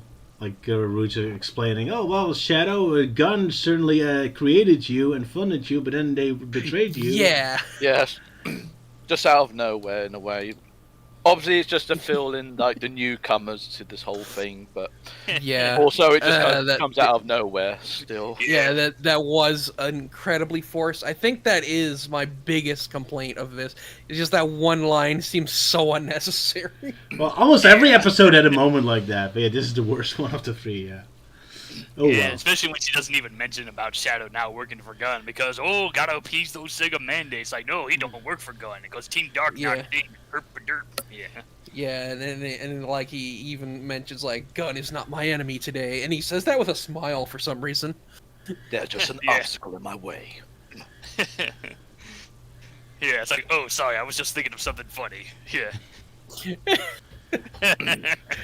I was thinking about one of Roger's cartoons. No, he got injected with Sonic Underground serum, where he's just smiling for no reason. Oh, there we go. There we go. There we go. We did it, bringing it back. Yeah. Hey, who doesn't get a smile when you think of good old Fred? Yeah. Yeah. Well, the Big gun Mouth soldiers Fred, apparently- Never forget. Yeah. Yeah. I mean, all the gun soldiers were smiling for Big Mouth Fred. Yeah. Yep. He's clearly the best gun soldier in the organization. There we go. Just walking behind them, just smiling away, and it's like, you see, they're gonna be shooting you guys. They're not gonna be shooting for a big smiley fella like me. Yeah.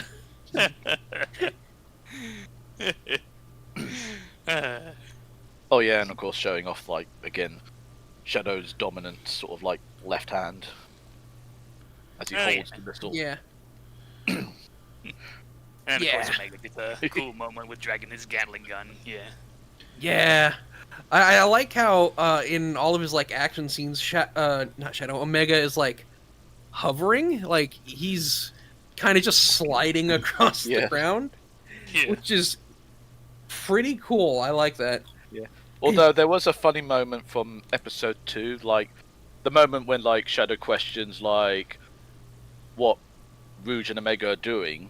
Like you see Omega drop down and then he just slides off to the left with no, just like, because I mean I know he's got like his jet thrusters, but they weren't on, so it's just like almost like the 3D program just had its Yeah. moment of just sliding the character off. Yeah. Omega, go. Exactly. The moment he just lands. I don't know why, I just find that sort of humorous of just imagining Omega just sliding all over the place, going Yeah. while shooting at Shit, the everything. floor's made of ice. Yeah. Oh goody, the floor has been varnished. Now I can practice my ice skating abilities. Yeah, watch out, Mario and Sonic at the games. Here I come. Yeah. Good things, yeah. Anyway, someone brought up in the chat, it's kind of a cool detail that I didn't notice, that Shadow already has his yellow Gale's Emerald, which refers back to the Sonic Generations gameplay, since he's the one giving you the Gale's Emerald. So that's a neat detail, I guess. Oh. Yeah. Yeah. And apparently, I didn't apparently even there's- think about that. Yeah, interesting detail. And yeah, already there's like rumors going around that there's gonna be like a new cutscene in Generations or whatnot that explains like, oh, how Sonic and Shadow had their tussle, and then there's like an extra bit where they talk while Sonic gets the Chaos Emerald. But I don't know. There's like a screenshot of it somewhere. I don't know if it's legit or just fake, but yeah, we'll just have to wait and see if the rumors are true. That is something that I like noticed, is that Shadow was holding the yellow chaos. Sorry, are you cutting out? The yellow chaos. That was oddly specific, because usually if you just give a character a chaos emerald, it's either the green one or the red one. Ah, yeah. So, because like those are the iconic ones. Obviously, green is the most iconic because it's the actual color of an emerald. Yeah. But it did feel weird that they gave him the yellow one. I didn't even consider why though. That is a really neat detail that they gave that to Shadow because of Sonic Generations. Yeah. Which let me just real quick point out that Shadow in Sonic Generations does indeed give you the 4th Chaos Emerald. I still can't stop thinking of like the bit where Shadow was cutting out, like, oh, yellow chaos, and I'm just imagining like, oh yeah, if Chaos had a super form, then all you had to do was just piss on him. There, now he's super chaos. Super Chaos. Bad jokes. Cream's like, oh, he's made of lemonade. Oh god. Oh dearie me. I'm sure Elise would just be like, Yeah, at least not really? amused. Yeah, at least he's not amused. Yeah. Yeah. Or basically how Shadow's reacting in the live chat's like, you disgust me, you two. I guess that'll be her. At least is not amused phase for with Shadow Sonic Movie 3 coming out. Someone in the comments also asked our opinion about the return of humans, which I think for the most of us is positive. I always like the humans, especially when they're kind of stupid. Yeah, absolutely.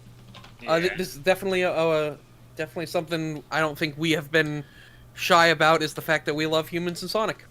Yeah, respect for the humans and not Sonic these days being all racist or whatnot. I made that one dissected about it, that it kind of feels that it kind of creates this, like, that the humans represent like boring society and Sonic and Friends are more like a childlike mindset.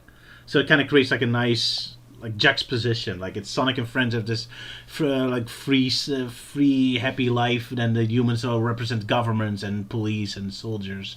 So if this nice contrast between those factions, it's like I think that really helps. Which makes the like over reliance in both like forces and the IDW comics on having all of these anthro characters be the population of everywhere we go nowadays is kind of annoying, because like that kind of ruins what Roger was just talking about. Yeah, and one end I was happy because they really underutilized Anthros before, but yeah, now they're compensating the other side, and now they're extremely the other direction. But sorry, Mel, go ahead. Yeah.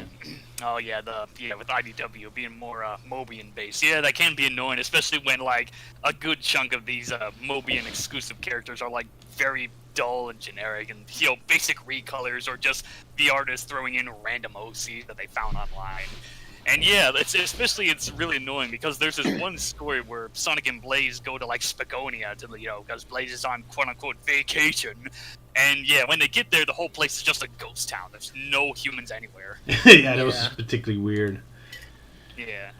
Yeah, that's the weird thing about Sonic Team. They allow either only Anthros to show up or only humans. You cannot have a mix between both. Even though you technically always have a mix between both, because as soon as you have Sonic and Eggman, you already have Anthro and humans. So yeah, why the civilians can only be one or the other is kind of random, but oh well. Yeah, it seems like the only bit of Sonic media that handles it better is Archie Sonic, haha, for a third time. But I mean, it's like the old timeline was fine with incorporating humans and whatnot. But when you get to the new timeline, there's definitely a lot of crowd shots where it's a mixture of humans and Mobians for like Mobius and whatnot, and even in Silver's future from his story arc. So yeah. Only Archie Sonic was able to do it right, because I guess Sega was lenient about it back then, until they're suddenly like, oh no, it's got to be one or the other, because something.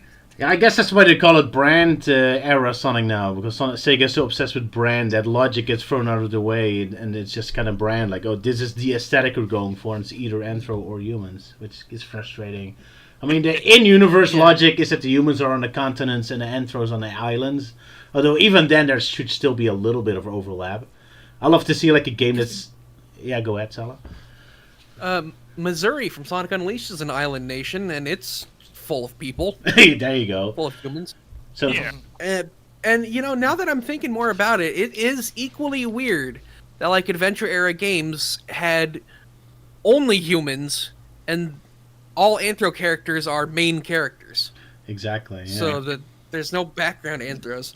So we need to start interspersing some of these. We need to see humans and Anthros living together. That's why I always wanted to see like a mix, but we never had. Yeah, we need to have a steady balance of both races and not just go for the parody idea, or at least my idea that but there's no humans these days because Sonic and his friends are all racists. The Sonic Force was the first time we even see other Anthro civilians that are not main characters specifically. Well, unless you count those Penguin and Ice Bears from Sonic Rush Adventure, I guess. And the other Echidna Warriors in Sonic Avenger. So, occasional little exceptions, but yeah, for the most part, we never got Anthro civilians. Yeah, it's a bit awkward. It's a pure meta logic and no in-universe logic. But then again, there's a lot of other those details, like why Sonic is the only hedgehog. It's like, doesn't he have a family, or doesn't he have like any kind of DNA connections with other beings? Yeah, only in the 90s era of Sonic was he allowed to, like, have, like, a family or whatnot. In the games, it's like, no, families are forbidden because shut up.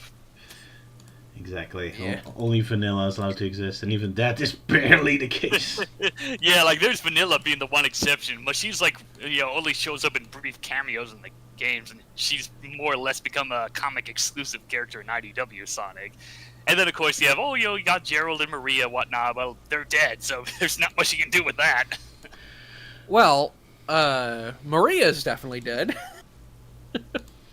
There we go. There is now doubt on whether or not Gerald actually died. He survived somehow, and they just froze his brain. Because, like, yeah, for like, even ignoring the Sonic Movie 3 trailer where Gerald is just there somehow, whether he's a hallucination of Eggman or not, there's, like, at the end of episode 1 of Dark Beginnings, Shadow says, is it possible that he could have survived? And there's no, like, indication of who he refers to. Oh, I always thought he was referring to Black Doom. That is definitely one of the possible interpretations of that statement. But, like, someone pointed out to me that it's possible that it's not the only interpretation. Guess we'll see. We don't know for sure what happened. But anyway, I think Sylvia's trying to tell me we need to move on to the next thing. Yeah.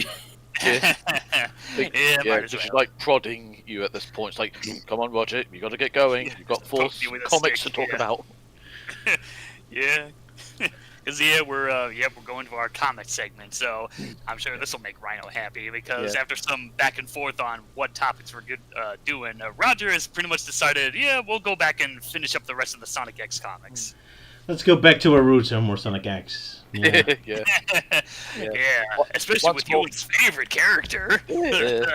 I was going to say something, though, like, just before we move on. Type H in the chat if you want to give Shadow a comforting hug after the ending of Dark Beginnings episode 3. Aw, poor Shadow.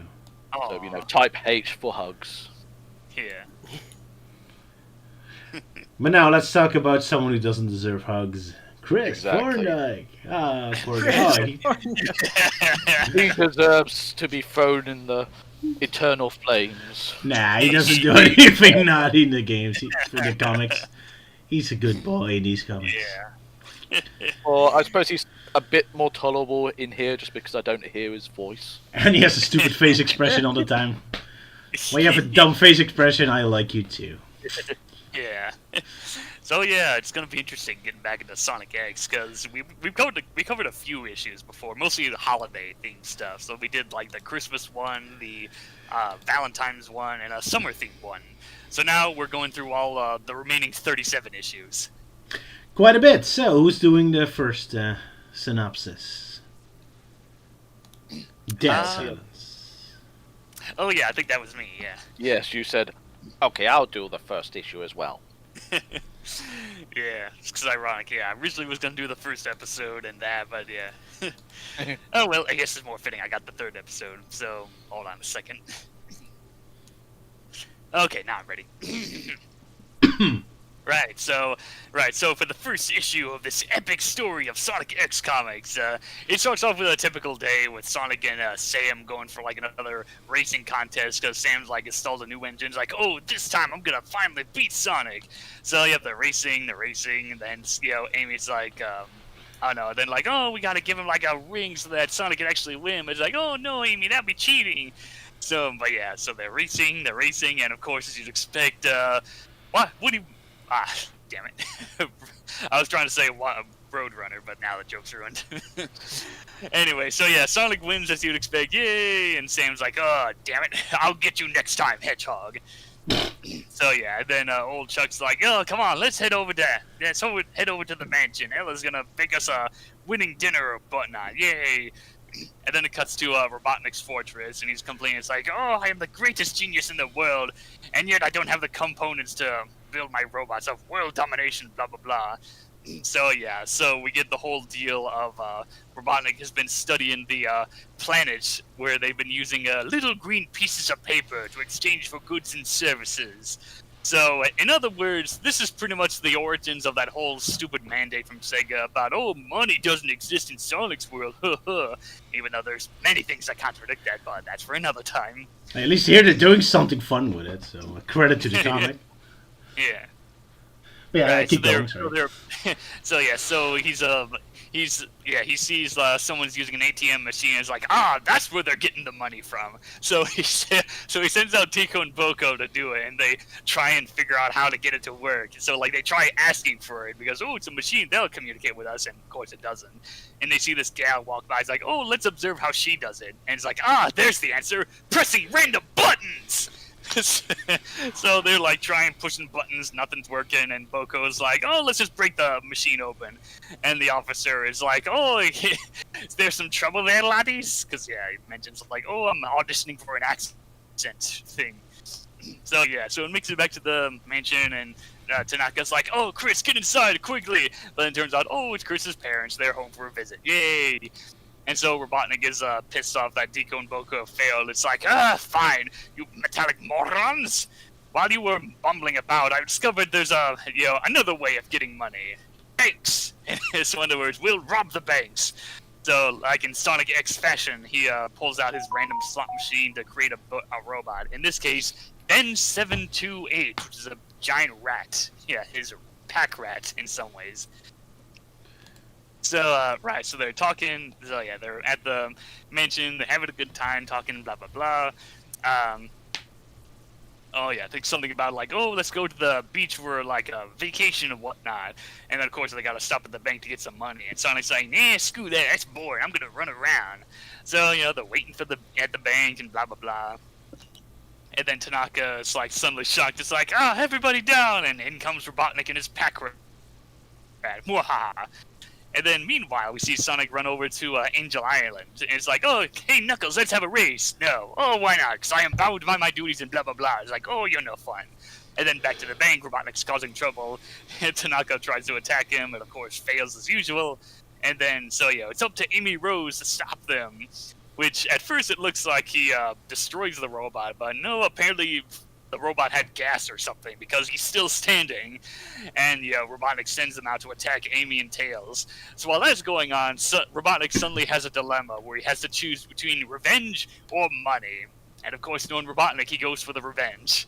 And then Sonic hears word about, the speed patrol are off to the bank to stop the commotion. And Sonic's like, oh, I guess I might as well go there too.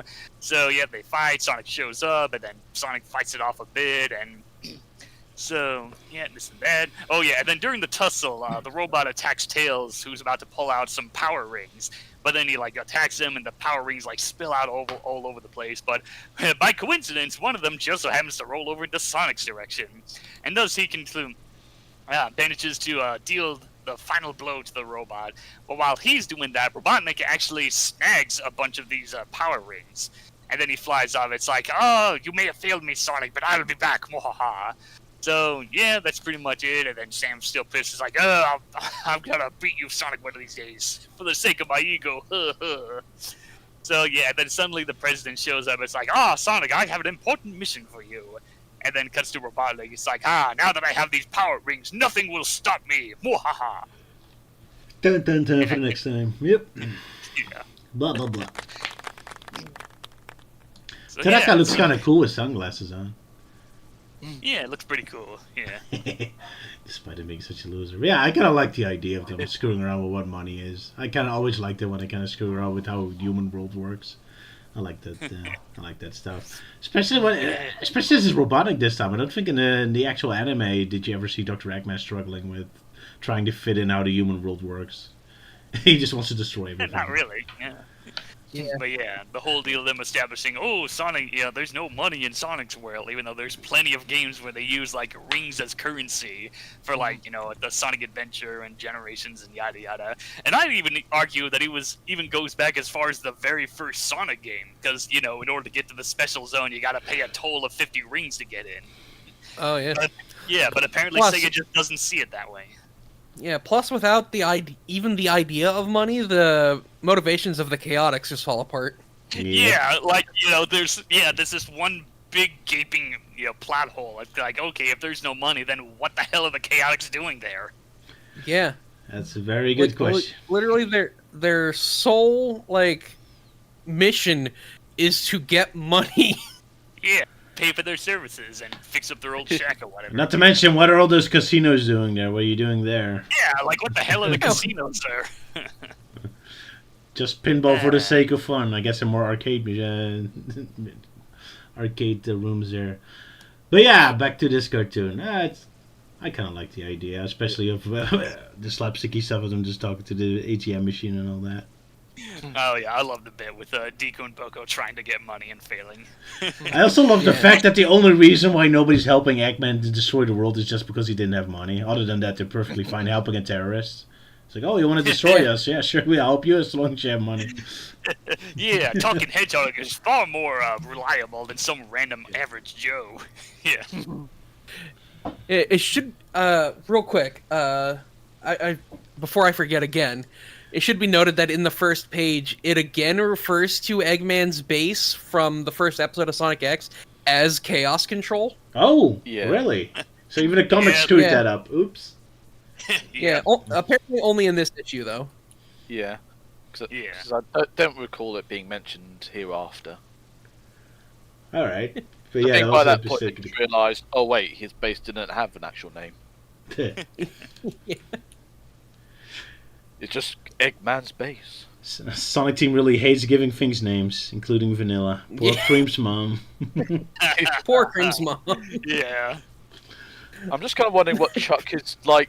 What is up with Chuck's Face like expressions. pose he's got in the next page? Because it's like he's doing doing some sort of fancy DJing stuff.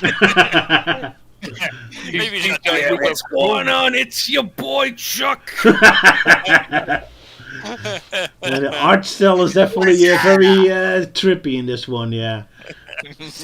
Yeah. Oh, man, Till's face expression when he's cheering is amazing. It looks almost terrifying there, too. And way too big And of compared to course, the others. Yeah, including how Amy just almost looks like he's assaulting him or literally just putting her foot right into his crotch.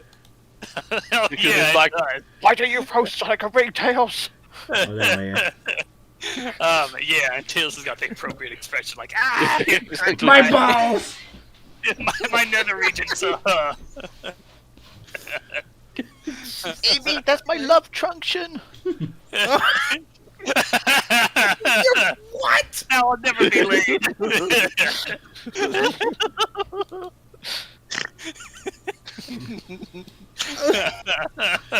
Jesus Christ. And now I'm just looking at Shadow, just once again saying, "You disgust me, Euan." Just when you thought the sex jokes wouldn't die. It'll keep turning up at some point when we see something that looks awkward as hell like that. Yeah. Thanks to Melty. Yeah. Well, there's one less sexual thing that looks awkward, and that's the panel where, Chris and the gang are like, "Yeah, Sonic, you're so cool, you won," and then Creep just has this zombie-like stare.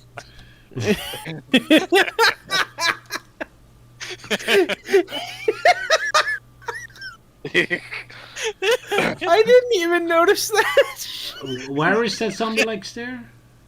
It's the page 6. You know, the moment when they go and congratulate Sonic in person. The Or panel the before panel Amy before. kisses him. Yes. Oh, that one, yeah. Good. Yeah, I Yeah. think it's, The one where she's just like, she's high on something. yeah. He's high on sugar. Yeah. I can taste colors. Yes, dear. Now go to bed. I love this art style, yeah. Kind of reminds me of Fleetway. It's kind of ugly at the same time. It's wonderful. Very expressive. Yeah. Yeah. It's Oh, that man. sort of awkward level of it's not great, but when you look deeper into it, it's actually kind of hilarious. Yeah. And in the end, as long as it entertains, that's all that matters. Yeah. So it worked for Sonic Underground. Yeah. Indeed. And then there's that 5 like panel that moment of which Chris comes home and then Tanaka's like, "You must come home quickly. You must go upstairs quickly at once." Like, why? What is it? And then it's like, oh, it's his parents are back. And then just goes straight back to Eggman. So it's like that build up and then it's just like, oh, it's his parents back. Yeah, that was important. Yep. Meanwhile, it's Chris. I'm eating lunch. Back to Eggman. It's like this comic like travel to the future to watch that parody to get this idea. I mean, Also, I love the attempt to like explain the police officer from episode 1's accents is so over exaggerated because he's auditioning for Death of a Salesman. Chop for the morning to you, miss. Oi, top of the morning to you laddies. Having a spot of butter. Yeah, I can do an accent. I'll leave it to Melty. I don't think I'm that good at a Scottish accent. Euan, you're from the UK. You do the Irish accent. Yeah, Irish. Irish, Scottish, you know. Irish. Okay, Same mate, I don't know thing. what you're talking about. There we go. That's There, out. it's a little more authentic, yeah. Yeah. Just I do a Jacksepticeye guy impression. He's like, "Top of the morning to you, Miss Harry." I'll top Yeah. it in the morning to you, matey. That's the best I can do. Better than me. Have you a spot of butter, are we?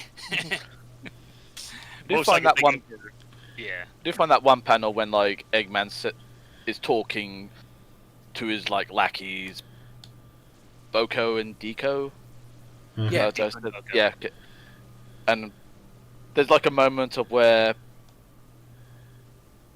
I'm not sure which one it is, but it's just like how the panel's drawn. Like, is it Deco, the yellow one that's basically just like super tiny, and Eggman's about to grab him, and then suddenly the next panel just grabs it's like, grabs "Fools, I the can't slot machine. Yeah, the fool. Yeah, he's like, "Fools, you know tonight is the night I wax my mustache." Yeah. Oh, yeah, the dude looks kind of Use it creepy. for Yeah. It's like, I'm about to grab you, but Papa done this. That is a weird detail. Yeah. Wow. Yeah. It's like Man. he's getting ready to use Yeah. Deco as like a thing to wax his Yeah. mustache. Yeah. Also, doesn't help that there's little This is- bubbles on top of his head, like he's really drunk. Oh, yeah. Yeah, what is up with that? Sorry, Sala. What were you saying? And he keeps his mustache wax in Deco's head. There we go. Now hold still, I must open your head. Your head is the only it's tall enough to fit all the lubricants or whatever to wax it. Yes. I can't put it in Boko's head. It's too small. Even with a tiny brain. Although looking at the next panel though, when like it's next morning, and of course, that's everyone's like all very crammed on that table. I mean, the right side's fine, but everyone else on the left is like, like, Yeah, like hey, Sonic- space guys. Like, it looks like Sonic and Tails are like sharing the same seat. Yeah. Yeah.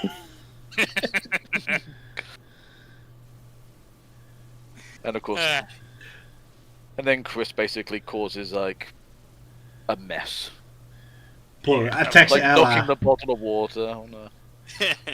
That's Chris, always assaulting the servants. Little spoiled brat. Yeah. Exactly. Ella's about to get some line of dialogue, but Chris is like, "No, let's interrupt it with our yay!" Yeah.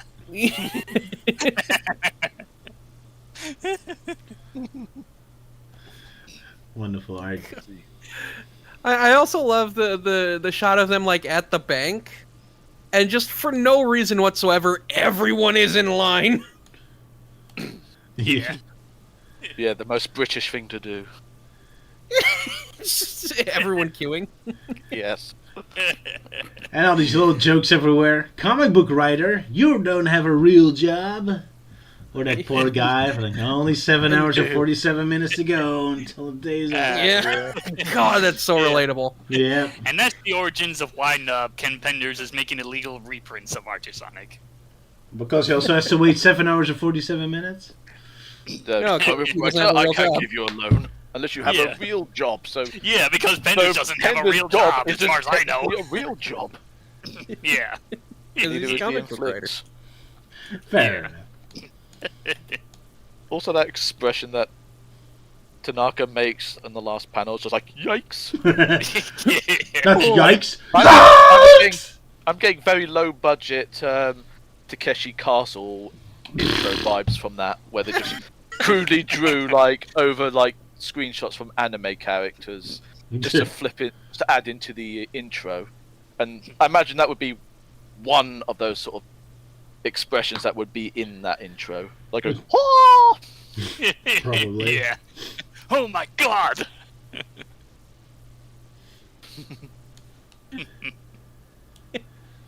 Yeah. Also, I was expecting the Eggman's plan here with the pack rat robot. I thought it was just gonna be like a small rat-shaped robot that sneaks into the vault and steals money, but no, he just launches a full-out assault on the bank. Yeah. Well, you know, with Eggman, he's got to go all big. Yeah. Yeah. Now, what's the point of having a rat? Oh well. Eggman has to be bombastic indeed. Yeah. Yeah. Shall we move on to the next one? Yeah, we can move on. Yeah. Can do. Number 2, Sonic X. With Tails having a very interesting pose at the cover. He's pooping in yeah. midair. He just pooped out Amy. There we go. Nah, Tails is just going. The perfect way to say it, indeed. Euan, your turn. Do the synopsis. You should be terrified, Roger. Very, very terrified. Be very afraid. Yeah, you want to bring up all the ads that were in Sonic X? Yeah, I tried to stitch them into the story just to make them more sense, because if the person who uploaded these comics decided to include the adverts, I might as well incorporate them into the overall arcing story the best I can. Because boy, there's a lot of adverts in these comics. Oh, but yeah, go ahead, sir. Okay. Yeah, we'll explain So- why later. Yeah. Yeah, so the title of this story is called See Sonic, See Battle, ×2, because I'm not saying it twice. After a brief text recapping the overall story to Sonic X, we see Sonic with scuba gear jumping into the water while Tails, Chuck, 2 naval personnel and Chris the Mistake are on the rubber dinghy next to the aircraft carrier. Why is this happening? Well, flashing back to 24 hours earlier at the Thorndike mansion, even though at one point I accidentally called it the Thorndike experiment. I don't know why. The president thanks Sonic for protecting their country from Eggman, but asks Sonic to help him on an important mission, in which he explains over 300 years ago a vicious pirate called Captain Seamus Red-Eye MacGuffin terrorized Emerald Coast and plundering villages and towns at the time. The president continues that the government researchers located the ship at the bottom of the sea near Emerald Coast and wants Sonic to lead the recovery team.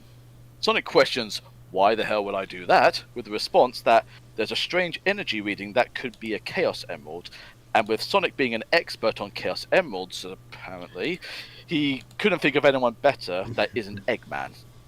If Sonic accepts, he'll be joined by Chuck, Topaz, and Rouge the Bat, who personally wants the Emerald for herself. Let's see, did I do that correctly? No, you didn't bring up how so- Chuck has a very creepy, perverted face expression. Hey. Oh my. But I know. I think I must have cut something out because it just seemed to Yeah, you've like got cut the out first the whole. Well, it cut out the whole part of where Chris like mentions like, well, hang on, this happened before in episode 16 of Sonic X. It's like, yeah, that's very coincidental, President. I'm aware of that, but that's why I want you to go along, just because I need to. So, will you do it? And just need to double check. Oh yeah. So yeah, basically they're. So after like the president says, "Will you do it?" All the while in the next room, like kids are playing iToy Play 2, only for the PlayStation 2. So back to present day, underwater, Sonic, Rouge, and Topaz are swimming to the wreck, keeping constant radio contact with Chuck on the rubber dinghy. However, the 3 underwater divers are unaware they're being followed by a Jaws wannabe. Meanwhile, Knuckles on Angel Island wonders why Sonic has dived into the water. Meanwhile, at Eggman's rebuilt and not so confusingly named Chaos Control Base, which is never named after issue 1, the Doctor, along with Boku and Deco, are observing Sonic going into the water, which Eggman wants to use this as a good opportunity to attack the Hedgehog while having the disadvantage of being underwater. Eggman plans to use his latest invention, ring-powered batteries, that he used the rings he stole from the previous story to power his newest robot to defeat Sonic. With the 2 spare rings he had left over, he had Deco and Boku hide them in the shipwreck to lure Sonic into a trap, as he would be defeated by his new Dragon Bots.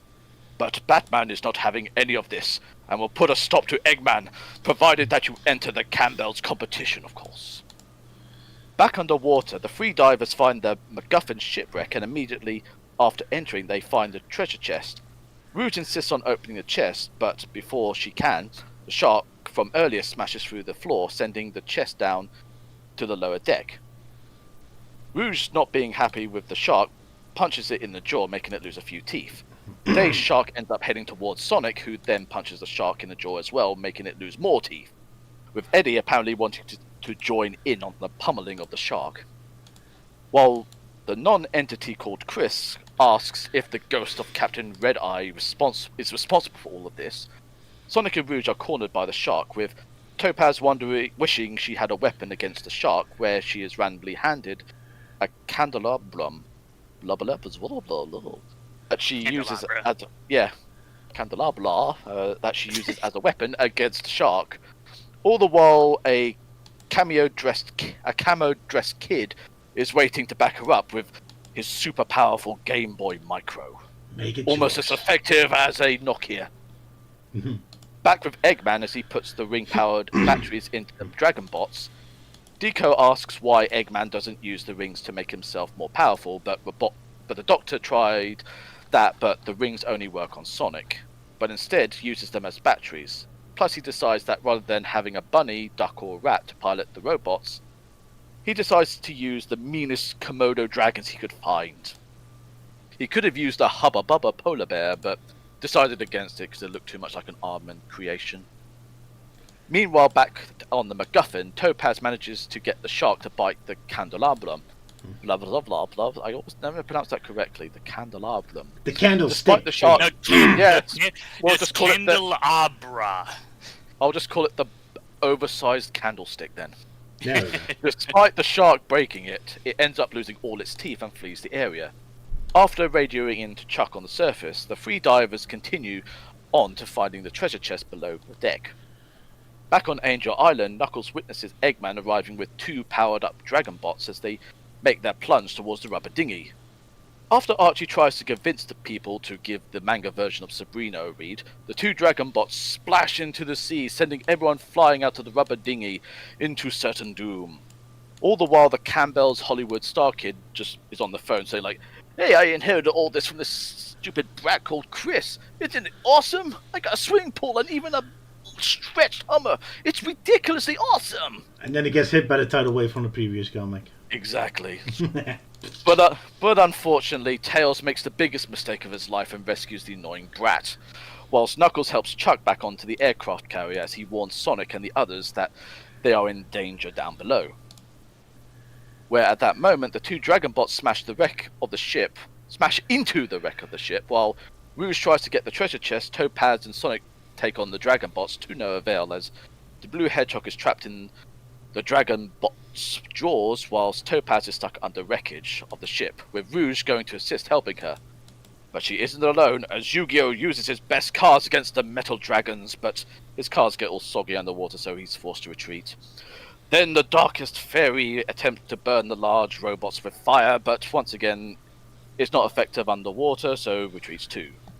Then Archie turns up to distract the dragons with some amazing Archie trade paperbacks, but they all get soggy again, so he's forced to flee, so nothing was gained or lost in this whole battle.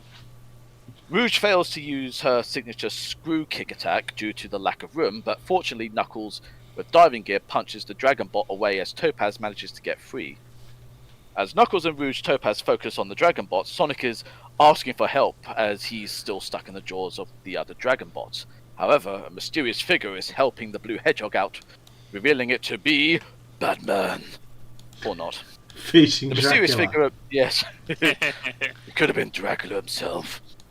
The mysterious figure removes the ring battery from the Dragon Bot, freeing Sonic and the Komodo dragon from it. With Knuckles, Rouge, and Topaz dealing with the other Dragon Bot, Betty tells Sonic he must hurry. Sonic spots the ring battery floating down towards him, where, at that moment, 2 rings pop out of it. With this added power, Sonic effortlessly defeats the other Dragon Bot. With Eggman seeing his 2 Dragon Bots were defeated, he makes a getaway as everyone is curious to see what is inside the treasure chest. However, upon opening it, they find no emerald but a lot of clamshells. Sonic mentioned he felt like he was being held against the Dragon Bot, which Chuck remarks that it could have been the ghost of the Captain Red Eye, which proves to be true as he appears in the background. Like, hey guys, I'm here. Eggman, however, vows to get back at the Hedgehog by using the most vicious animals ever to pilot his new robots, and that if he tries to harm the robots, he'll end up harming his friends. The end. Yeah, Sonic makes a checklist and then Pokemon and then Outrageous. Yeah, that's Robotnik's latest scheme, using a Pokemon to attack. To make a Sonic checklist, yeah. Exactly. Man, so many ads. Jeez. Yeah, it's Real crazy. quick, Captain Red Eye, just randomly throwing in a One Piece reference right at the end. Which is probably why it flew over my head, because I've Yeah, admittingly same here. not watched too much of One Piece. Yeah. But I mean, yeah. they were both dubbed by 4Kids back in the day. Yeah, So they know what it's up Sylvia would deny its existence at this point. Yeah. Do not talk to me about that abomination. And I'm not Yeah. referring to Chris. But yeah, the reason why we like so many ads that we're complaining about and whatnot, it's mostly because I assume we're all using Grabber for this, but Sonic, like the rest of the Sonic comics that we've talked about, they've always had like clean, high quality scans and whatnot from like digital or reprints and whatnot. But for some reason, from what I've heard, Sega forbade Archie's comics from reprinting the Sonic X comics. Hence why we're using the quality ones that we have, and I guess they scanned the advertisements too for like historical purposes or whatnot. Because there's a lot of stuff there, like and Hubba Bubba, and the failed attempt of the Game Boy Micro. Yeah, that was a thing. But I'm just surprised that you Americans have so many ads anyway. It's almost like a YouTube video. Well, the Yes. ad breaks. Yeah, it's just ridiculous. The comics were warning us about the future. There we go. But yeah, it's kind of funny to imagine it being part of the story, especially, there's only one man that can help, and the next page is Batman standing there. I have to fight Dracula! Yeah. Like, the story just keeps getting more complicated. Really don't know, but yeah, I'm just checking through the script and I just realised I ended up somehow deleting that one segment of line during the moment where Chris talks to the president about referencing, like, episode 16 from Sonic X, where they found, like, an emerald in a shipwreck under the water. Oh yeah, the episode when they were dealing with that non-roboticized crab meat. Yeah. Yeah, it's just like I'm just wondering, like, how did I delete that? I spent like about 10 minutes writing all that whole segment down, and then it sort of just vanished. You just feel bad for how incompetent I am, always am, so you gave me a break. This time I can make fun of you.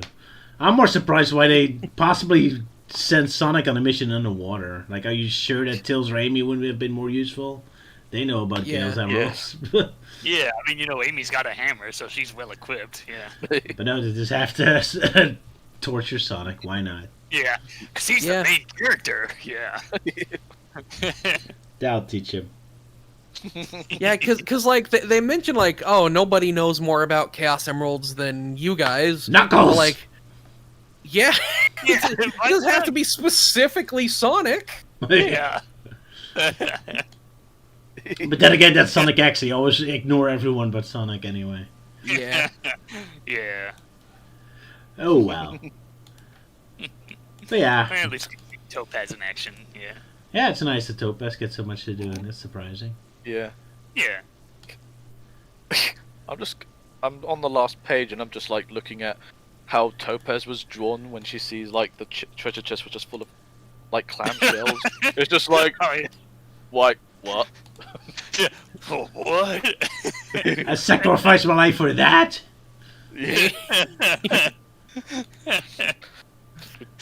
Yeah. Weird looking art style, yeah. Yeah. And Knuckles as well. He's just Yeah. like, they sacrificed their lives for this?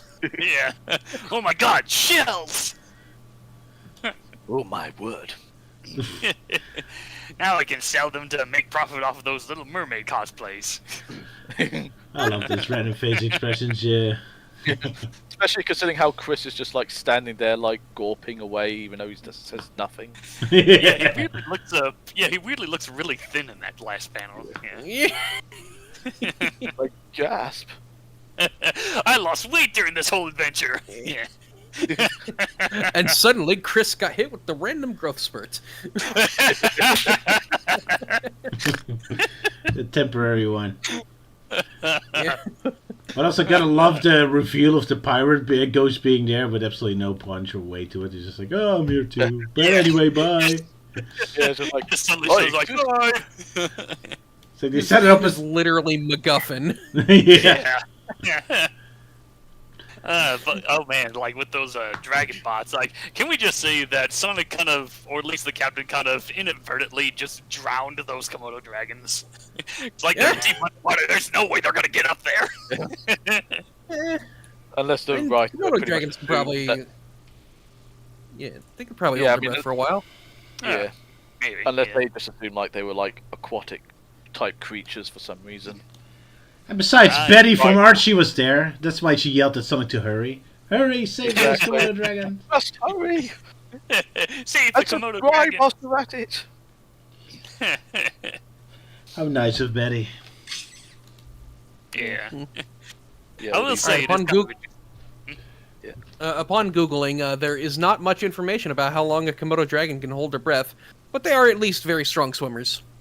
There we Ah, go. okay. So at least there's that. Yeah.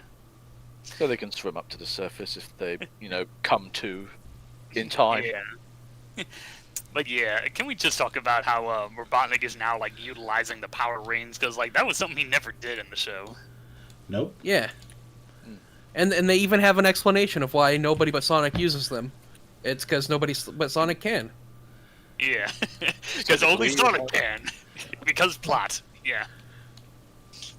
Yeah, there's a whole scientific explanation for it. I was almost expecting Ian Flynn to be the writer, but he wasn't. But yeah, so it's such a Ian Flynn moment. Yeah, right now it's gonna be a while until Ian Flynn joins in on the Sonic X comics. But yeah, indeed, no other living being is affected by their energy. So Yeah. how lame.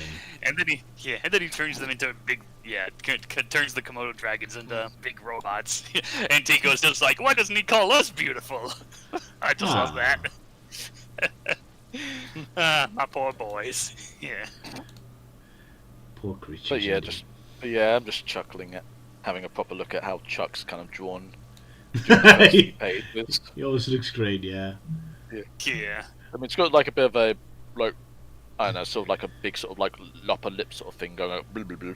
And of course then when like he's like, you'll be joined by Chuck, and of course like, Suckers. it's like, Yeah. or it's be like like, completely- oh yeah, I get to go with Agent Topaz. Oh my, oh baby. But then again, his eyes are looking more towards Rouge, so it's like, oh yeah, I get to go with Rouge. Rouge in a swimsuit, eh? Yeah. Yeah, Chucks is just like, yeah, I get all the bitches in this issue. And of course, in the next panel, he's just like, can you not do that? Yeah, get away, Rouge. Yeah, bad. And Cream looking completely baffled. It's like, oh, Yeah, so why can I familiar. go? Poor Cream. It's like, I want to be made relevant. Yeah, No, poor Cream, you're not allowed. The artist also can make the present look the same in every panel. The No. present looks completely different. Yeah, Yeah, because like, yeah, especially how in the first one he just looks like, rather skinny with Yeah. massive hair, yeah, Yeah. and then like gradually he just starts to put on the weight again. It's like he's breathing in, but then as time goes on, he just like kind of gives up. yeah. That corset of his is starting to loosen. Yeah. Oh wow, that was fun. Anyway, I guess we move on to the next one. Yep. And Sonic guess X. what, ladies and gentlemen? Roger is doing this and the next issue. So enjoy his wonderful storytelling, if you can. Oh boy. Well, it's a two-parter, so I'm gonna do them at once. So I'm gonna combine the two. Anyway, so starting with. Yeah. There we go. I got Bill and Ted's approval. What more do I want? Starting off with the Sonic X version of Emerald Coast. Sonic is attacked by a bazillion orcas. That's totally not where I stole the idea from my level from. Anyway, so Sonic is being attacked by orcas and everything, but this is all just a pointless thing. Eggman apparently kidnapped Cheese, even though there's barely called attention upon, because he's really just distracting Sonic, because in reality he has a super evil plan set up that Sonic wouldn't have noticed either way, but never mind. Anyway, Eggman is explaining it to his robots with the school board, with an actual class for some reason. I kind of like to actually see the teacher robot in the background as well. I guess he survived somehow. Oh yeah, nice little cameo. Nice little cameo indeed. Anyway, so apparently since his little robot Bukund give gifts to all Sonic's friends and all of them are too stupid to even accept it. Oh, random robot give me a present? Yay, gimme. So Sam gets new car fuel, Topaz gets a new computer, the president gets a new chair, and teacher Wacko gets a whole big fruit basket. So while Sonic is just randomly escaping from enemies and eventually rescuing Cheese. Hooray! So Eggman's evil plan is on its way. Anyway, going back where Chris gets home and has to tell his uncle that he's going on a school trip, which Chuck is very terrified about for some reason. Although I don't blame him because Chris does look very ugly in that panel. And the last panel as well. I love the art here. It's amazing. I love the frame of Chris holding up the pamphlet, and his just hand is huge. Perspective shot! I have an infection! Yeah. And I think the artist went a bit too overboard with all the little squiggly lines on the walls because it just makes it look as though the place is falling to bits. Oh yeah, it does. I guess that's why Well, Chuck here's is the mortgage scared. payment, and then the house just crumbles. Yeah. Chris is so ugly that the house wants to commit suicide. Anyway, the next day at the school, where the school bus also looks very about to fall apart. Teacher Stewart is sending everyone into the bus and grabbing one of the apples he got from the fruit basket. Dun dun dun. Meanwhile, Sonic and friends are waiting at the museum where the school trip is about to begin. And the kids are completely unleashed and start breaking and messing around with stuff. I don't remember them on the show being that bratty, but I like the detail of the kids being bastards. I also love the fact there's apparently no staff in the museum at all, so the kids can just do whatever they want. But anyway, oh no, it's Eggman's robots, dun dun dun. So they start fighting. Amy starts banging around with a hammer till starts unscrewing them, which I kind of like that detail. But no, the robots are too powerful for them. Lucky for them, Sam is about to come to the rescue, so he drives off. Well, the fight keeps going on, blah blah blah. Everyone falls off. But oh no, the two friends of Chris, I keep forgetting their name about Danny and someone gets kidnapped. Francine, Yeah, that's the one, Francine. Francis. Francis. Yeah, Francis. Yeah, the one If character not, you you would can just never called a remember. female girl one or something. For a female girl one day. Yeah. Yeah, you can never remember her name, and yet her name is freaking spelled out in the comics. But Sonic says Francine. Daniel and Francine. Maybe that's her full names, I guess. Yeah, probably Yeah. her full name. Yeah. So, big chase starts where the robot turns into a car for some reason and drives him off just to distract Sonic some more. And my wife says the comic is so ugly drawn that it looks like I made it. So, thanks for the compliment. Can't disagree with that. Anyway, so the car drives, and here we see Dr. Eggman's evil plan coming to fruition. Because what was his brilliant plan for Sam? Just expecting him to be so stupid that he drives off a cliff without Eggman even having to do anything. So that's wonderful. Sam is just that incompetent. Yeah, Sam goes. Exactly.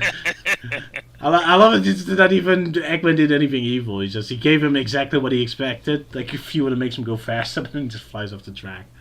Even though there is a secondary booby trap, of course, all the inventions and gifts he gave suddenly have all these arms that grab the enemy, grab Sonic's friends and trap them, including apparently the apple that Stuart puts in his pocket. So that's a lot of metal stuck in an apple. Wonder what would have happened if he ate an apple or bit his teeth off. Oh well, I'm not supposed to think about that, I suppose. Yeah. Anyway, so all the humans are trapped and are put into the robots as if they're flickies. I kind of like that detail. That's kind of cool. Well, Sonic goes back home, back to the museum to see if he can help out. Everyone's in trouble. Everyone's about to die. To be continued. Dun dun dun. Dun, dun, God. So immediately moving along. So Chris is forced to kill Sonic. Oh no, that's poor Chris. That's his own crush. How dare what a torture Eggman puts him through. Anyway, the journalist Scarlett Gracia shows up, super happy about everything. Scarlett Garcia, sorry. She's super happy about all the disaster happening. What did I say? Yeah, you said Scarlett Gracia. My brain is fried, I guess. Yeah. I have to look at too much Chris Thorndike at the moment. No, that's Euan's job. It's just so funny just seeing like her being so cheerful and smiley all the while. The destruction's going on in the background. People running around in panic. Ah! Yeah. Oh boy, for their lives, it's like, hello everyone. Welcome to the news. This'll definitely make the views. Absolutely. I kind of love the fact they tried to shoot the helicopter by miss, but then they randomly almost hit Knuckles anyway. Just like a complete accident. Poor Knuckles. Anyway, so the robot, now fueled by the human friends, are coming in, and Sonic has to fight them. So Rouge also shows up. They have a bit of a fight, but they are super weak, and they immediately all defeated. They can't do anything. All the while, Robotnik is giving us the backstory, how he made those robots, how he got the material. Apparently he wanted to buy them with cabbage because hey, there's green paper, so it's exactly the same as money. But then he just threatened the people with violence, and that worked anyway, so good for him. Anyway, the fight keeps going, everyone keeps failing, until suddenly Chris Thorndike flies in with the air... But wait a minute. What? Chuck. No, Chuck is flying in. Sorry, my brain is fried. My apologies, Chuck. My apologies. I was getting distracted. I forgot about another episode. Anyway, yeah, so Chuck flies in to bring Cream and Knuckles to rescue, even though Cream doesn't really do anything. Knuckles jumps in and starts fighting. They fight over the remote control of the robots that Eggman brought for some reason. Anyway, Garcia is talking. Damn it. I hate doing this. Anyway, so Chris gets his big moment where he has to fight the hypnosis, fight the programming. Sonic's his love for Sonic is too strong, so he finally fights against it. And just in time, so he saves Sonic, and just in that time, Cheese suddenly kicks ass and jumps out of the plane and jumps also into a robot to help the president out. So slowly, everyone to get... slowly... I hate doing this. Find someone to take over, or how you good? I'll just hurry up. Anyway, fight. They win. The remote control is broken, and at the end. So. Okay. Yeah. So at the ending bit, Robotnik's like, "Oh, this is not going too well. I'll just hit the self-destruct button, and they'll all die." And then Tails grabs it, and it seems like they hit the self-destruct button, but no, it turns out it's just an off switch on it. Wah wah wah! Stupid Eggman. Oh well. Yeah. So it's technically a 4-part story, which, as far as I know, this is the only 4-parter story. The rest of the issues will be a little more easier to digest. So now Eggman is through all his power rings, then? Because I did notice the 5th story also follows up on some elements that were introduced in this one. Particularly the fact that Cheese was kidnapped. Well, that's for next time, yeah. I guess so. Yeah, especially because we all saw how poorly Roger was coping with doing 2 full issues of Archie. Yeah. I regret doing that. Anyway, I kind of love the fact that we never get any context over why the orcas are attacking Sonic, because they're not robots, I think. So orcas really just hate Sonic. Good to know. Yeah. Never forget Sonic Adventure. You killed our grandpa, or whatever. Oh wait, they call it Killer Revenge in Sonic 06. Yeah. There we go. Classic. One funny detail I like is when Rouge is trying to get through to Topaz through the robot. one of the things she attempts to do is say that the robot makes her butt look big. Because only a real friend would be honest with her like that. She wouldn't say that casually, yeah. Yeah. But she gets no reaction. In fact, the robot keeps staring at her with a big smile. Like, yeah. Yeah. Yes, I do have a big butt. It's like, oh My yeah. butt is huge. It's like, oh, like you're just like, oh, your butt's too big. Like, yeah, I could just imagine, like, oh, like Rouge is like, oh, your butt's too big, and the robot's like, your point? And on the next page, we get important lore. Apparently, Sonic hates lemonade. So, Ian Flynn, you better remember that and bring that up in the next game. Yep. Very important lore. Poor lemonade. And that's why there's no lemonade on Mobius. Because Sonic destroyed it all. It's also interesting that like these first 4 comics at least are like really leaning into the whole like, oh, Eggman's machines are powered by animals, just like in the classic games, when that was not really a thing in Sonic X except for the adventure arc. Yeah, it's only the E-series robots that he puts animals in them. Yeah. Although apparently it's saying like he's using like animals to pilot them, as opposed to like powering them. But he's forcing them to do so. And very poorly, might I add, because like Chris at any point could have like let go of this joystick. It's not like the machine is forcing his hand closed. That is a good point. And at that point, it could just like move the joystick itself. Yeah, and even then, there's kind of some kind of contradictions because, like, at the end of issue 3, we see like Chris is like fully wrapped up in those like metal coils and whatnot. But in the next issue, he's a little more free, and he's now suddenly controlling this control stick. Yeah. Just to make the solution work. But now I want to see a Flicky looking like that, like looking like a badass inside of the bat in the bat neck, holding controls and all that. Like, you're gonna die, Sonic. That'll be cool. This is what you get for not going to my brother's birthday party. There we go. That was my life support machine. Yeah, they're really leaning into the video game stuff. He even makes a reference to Green Hill Zone. Like, that's old times. Oh, that's just... haven't done this since the Green Hill Zone days. Which is every day! I mean, to be fair, like, Green Hill was referenced in Sonic X, but only in the Japanese version of that Cruise episode, yeah. Oh, right. But yeah, still neat. Yeah. Imagine a time when them referencing Green Hill was kind of a big deal. Like, Yeah. nostalgic. Oh man, they remembered Green Hill. Yeah. Oh, yeah, man. This was way back when they were, like, a lot more original with, like, content ideas, you know? Not like nowadays, we're like, oh, we gotta shove in Green Hill Zone into everything because brand image or shit. Yeah. We got to put Yeah, Green Hill Zone in this specific game just to annoy that man there. Yeah. That That man, man One with the weird Dutchman. glasses, yeah.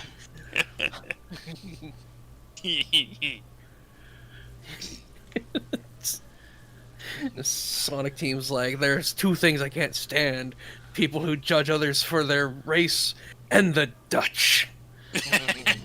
perfect. Can't blame them. It's all out of jealousy. Indeed.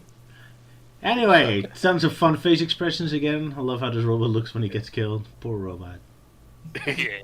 I think my favorite moment is from issue 3, where like Sonic's like running back to the museum to try and help his friends, and like Danny and Francis are just standing by this police guy, and he's like, "Oh, my field trips were never this cool." Oh, that, yeah. Yeah, this random police guy. Yeah. Hold on, what did I just have? There was like a funny moment I wanted to bring up. Oh yeah, when Rouge is trying to convince Sonic that their friends are inside the robots, and how she does that is she like lifts him up that he can see that the robot Chris is in has signed his name on the floor. With Yeah. only- Yeah. Well, I'm convinced. Yeah. Sonic's like, oh, that'd be really helpful if I could read. Yeah, it does look a bit like wall-eyed there. Yeah. Oh, damn it, I forgot my contacts. Contact. Just one giant contact. That's a good point. That's a good point. Yeah. And then, like, the panel below them were just kind of sloppily drawn together, yeah. Never. Rouge's got, like, little beady eyes, yeah. Sonic looks kind of anime-ish, like from the OV8 movie there. That's kind of neat. Oh, yeah, Yeah. kinda. Kind of. Yeah, I love the art style. Because it's so crude. Oh yeah. Kind of almost looks as though Rouge is just sticking her tongue out. Kind of, Like, yeah. yeah. Nee. Yeah. Never! And of course, Oh, Robotic also looks fun. I also didn't notice that. yeah. Whee! Oh yeah. Yeah, just like with the very definitely small arms as well. Yeah, he's got stubby arms, yeah. I can fly! I can't stop laughing for some reason. I'm the king of the world.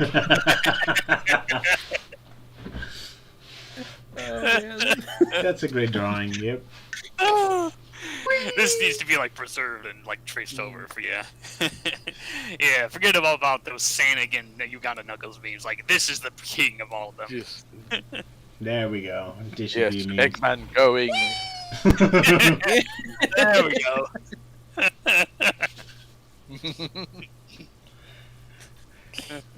But yeah, poor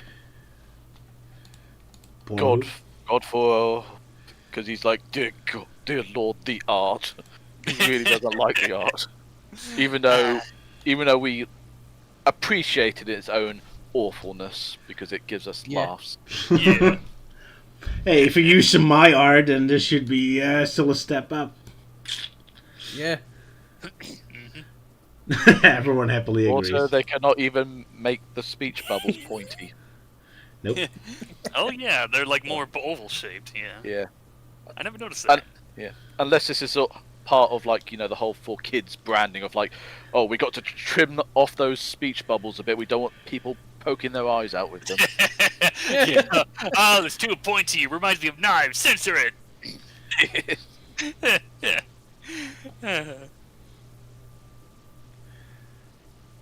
Oh yes. Rhino highlighting that there's barely any backgrounds in most of these panels. Nope. Oh yeah, it's mostly a lot of solid colors. Yeah. Yeah. Well, then again, Only- this was probably still the very early days. Yeah. Yeah, and also like dramatic lines of like dramatic moment. Whoosh. Yeah, dramatic lines like the ones in Chris's house. Yeah. To be fair, it is an anime cliche, so it makes sense they Yeah. deliberately do that in an anime-based comic book. But yeah, very light on backgrounds. At least I'm better with that.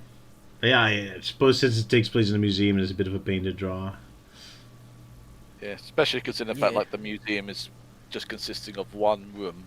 Yeah. Few items. Yeah, it's just the one room. We don't see them like crashing into any other exhibits. Yeah. Which is It's a like, very big museum, no walls. but then again, the museum That's itself, is Ashcon quite, in a nutshell. Yeah. even though the museum itself does look a little bit small, so it obviously explains why everything's all in just one room. Oh yeah. I guess so. All the signs from Yeah. Station Square, and it isn't much. Yeah, a museum solely dedicated to just one bit of media. Yeah. Good stuff. So, are we done? I think my brain is done for today. Yeah, I think I'm Yeah. smelling. Yeah, I think we're smoke done. coming from Yeah. your head. Yeah. Yeah. If it makes you feel better, we'll be going back to just like 2 issues for the rest of the Sonic X comics. 'Cause, yeah. From what I've gathered, the series is like the stories are either 2-parters or just single stories, and yeah, I know we've already covered some of the single story ones. Alrighty. And then we have to figure out what new cartoon we're going to talk about next time. Oh boy. But not next time, because next time Sonic Generations is out, isn't it? Yeah. Yeah, Sonic but will we have Extreme, enough time to play it? Oh yeah, if we have enough time. That's I mean, I was assuming it was just going to be a another Halloween themed stream. Yeah. Do we have Halloween episodes of cartoons yet? Still? I think Melty wants to do one more sort of story from the Sonic like little books that we've been doing almost every Halloween. Well, actually, what I suggested was that there is a Halloween-themed story in Sonic X, although that kind of happens later. But I figured we'd jump to that because it's only a 2-part story. I was gonna say that as well, though. So it's like Melty wants to do like a story from one of his like spooky Sonic stories, and then But I don't we do a Halloween. because I mean, well, I think you mentioned it. I mean, we've already covered, Sonic and the Tales of Terror, and I guess we could cover the other one, Sonic and the Tales of Deception. Although it's not very Halloween-y, I guess we could do that, for tradition. Is there a Halloween-themed episode for Adventures of Sonic the Hedgehog? I mean, I know CTM had one episode where Rotor made this robot girl, like a Frankenstein kind of episode. Oh yeah, Rebecca, yeah. So I guess that could be Halloween-themed? Yeah, then there was also that one with Sonic, Tails, and Antoine going on a camping trip, and spooky stuff happens, Which got turned into a story for Archie. Oh yeah, they just lazily recycled a lot of artwork from that by just tracing it. And that's why it was never given the graphic novel treatment. Oh, wow. Because it was done by, what's it called? Many Hands? Oh, yeah, the infamous Many Hands. In other words, a bunch of random people doing it, so instead of taking all the credit, they just give it to just one random name. I guess that works. Not the best artwork, no. But yeah, we'll probably at least check out if there is at least a spooky-themed Adventures of Sonic the Hedgehog episode that we could talk about. Yeah, I'm sure If not, then we could just do those two Saturday M shorts. All right. Even though I'm not a fan of them. Either works. We'll look into it. That's the plan for next time, and I guess we best save Sonic Generations X Shadow for a proper dissected, perhaps. Yeah. Yeah. At least give us more time just to play the game. Yeah. Though I imagine I will going to be playing the Shadow side. No, I'm definitely going to be playing both. I mean, the Sonic side has new cutscenes, so. Yeah. Well, rewritten cutscenes, but yeah. Yeah. But then again, you want to see how different it is, like what stuff has been changed from the Pontaff writing. Yeah. Exactly. I am curious of how they're gonna handle that line of the whole no one calls me Robotnik anymore. Like, I wonder if it's gonna stay the same or just kind of simplify it, like, oh, it's Dr. Robotnik, it's Eggman now, Furball, or something like that. We'll either see. either that, or it's like, oh, thank you for the compliment, or like, thank you for acknowledging my existence. Yay, I'm acknowledged. We'll see. We'll see. But yeah, I'll definitely be streaming that game when it comes out, which is probably going to be like, I'm definitely going to get early access. I'm pretty sure. You played on Steam? So I'm going to be playing it on Steam because that will get early access on the 21st. So that is 3 days early, not this Monday, but next Monday. Oh my, so quickly. Yeah. Excitement. Yeah, is that just for the Steam version, or is that for like pre-orders in general? I think it's digital know. deluxe pre-order. Yeah, I think. Maybe. All right, there's also the Chow manga. I forgot about that. Maybe we can talk about that one. Oh yeah. Oh, and Rhino brings up Night of the Werehog. Yeah, Have did we even covered that before that? I'm pretty sure we already covered it. Yeah, we did, because I distinctly remember pointing out that one of the paintings had like during a flash of lightning, one of the paintings had a single blue eye, and I made a joke about Sans. Hell yeah. I'm not sure if he talked about the sequel that only starred to ghosts. Yeah, but that's barely Sonic related. Yeah, that's barely Sonic related. Fair enough. Yeah. But yeah, I know when we did Night of the Werehog, that's when I suggested we also did Hunt of the Werehog when we got into those books. Alright. Yeah. Yeah. Man, that was like back when Sala was still using the Captain Theory voice for that. Yep. Yeah. Yeah, it's been a long time since we last heard that voice. Yeah, I no, think it's- I mean, Sonic Frontiers was like the last time we heard Captain Theory. Well, and I also Captain Theory showed up for the April Fool's stream this year. There we go. Oh, I completely missed that. Yeah, I was right at the end, but yeah. Ah. So that, and oh yeah, and of course he had a cameo in the character files we did on Omega. Yeah. Or it just start off with greetings for. Oh, that was weird. Yeah. Well, it saved me the trouble from trying to draw the character, because his persona character was a little more easier to draw, especially since his head is just a ball, so it made it more easier to just make a base model of just a blank head and then put like the different expressions on different layers. Naturally. Creative. Yep. I suppose one thing I might as well mention before we finish up is Elise has finished like chapter 20 of her Sonic Legacy fan fiction. So I've left a link in the live chat, so you can like decide where you want to go to actually read her work. So, and if possible, leave any sort of like comments about it, like what you thought of it. You know, got get some form of like feedback of just like, oh, it's great, or it's like, it's good, but maybe you could tweak this a little bit next time. You know, something. It's terrible. Because she greatly appreciates. Get off the feedback. internet. Yeah. Yeah. Tell her how awful it is. Don't please don't do that. Oh, don't Give worry. constructive criticism. That's my Yeah, job. constructive criticism in the sanest possible way. I think she'll be watching this back, and then she will just hear that, and she'll just be like, Salah, I think I need to have a word with you.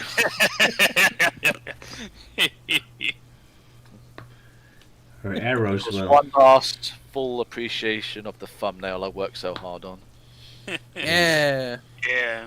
Oh yeah. Speaking of Elise, yeah, maybe next time we'll have the whole gang together, but who knows? We'll see. Here's hoping. But for now, it's family business.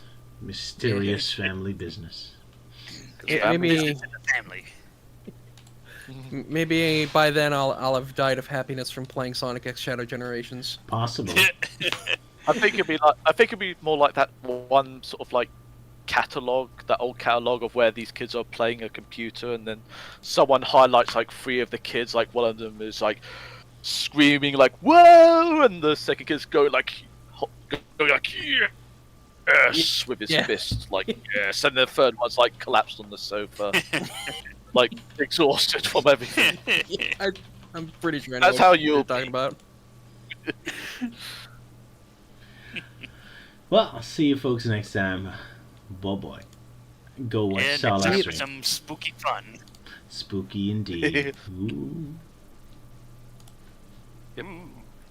Whoa, toodle pip to everyone.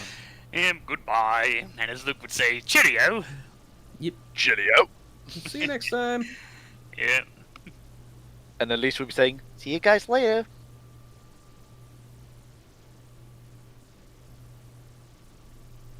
Oh no.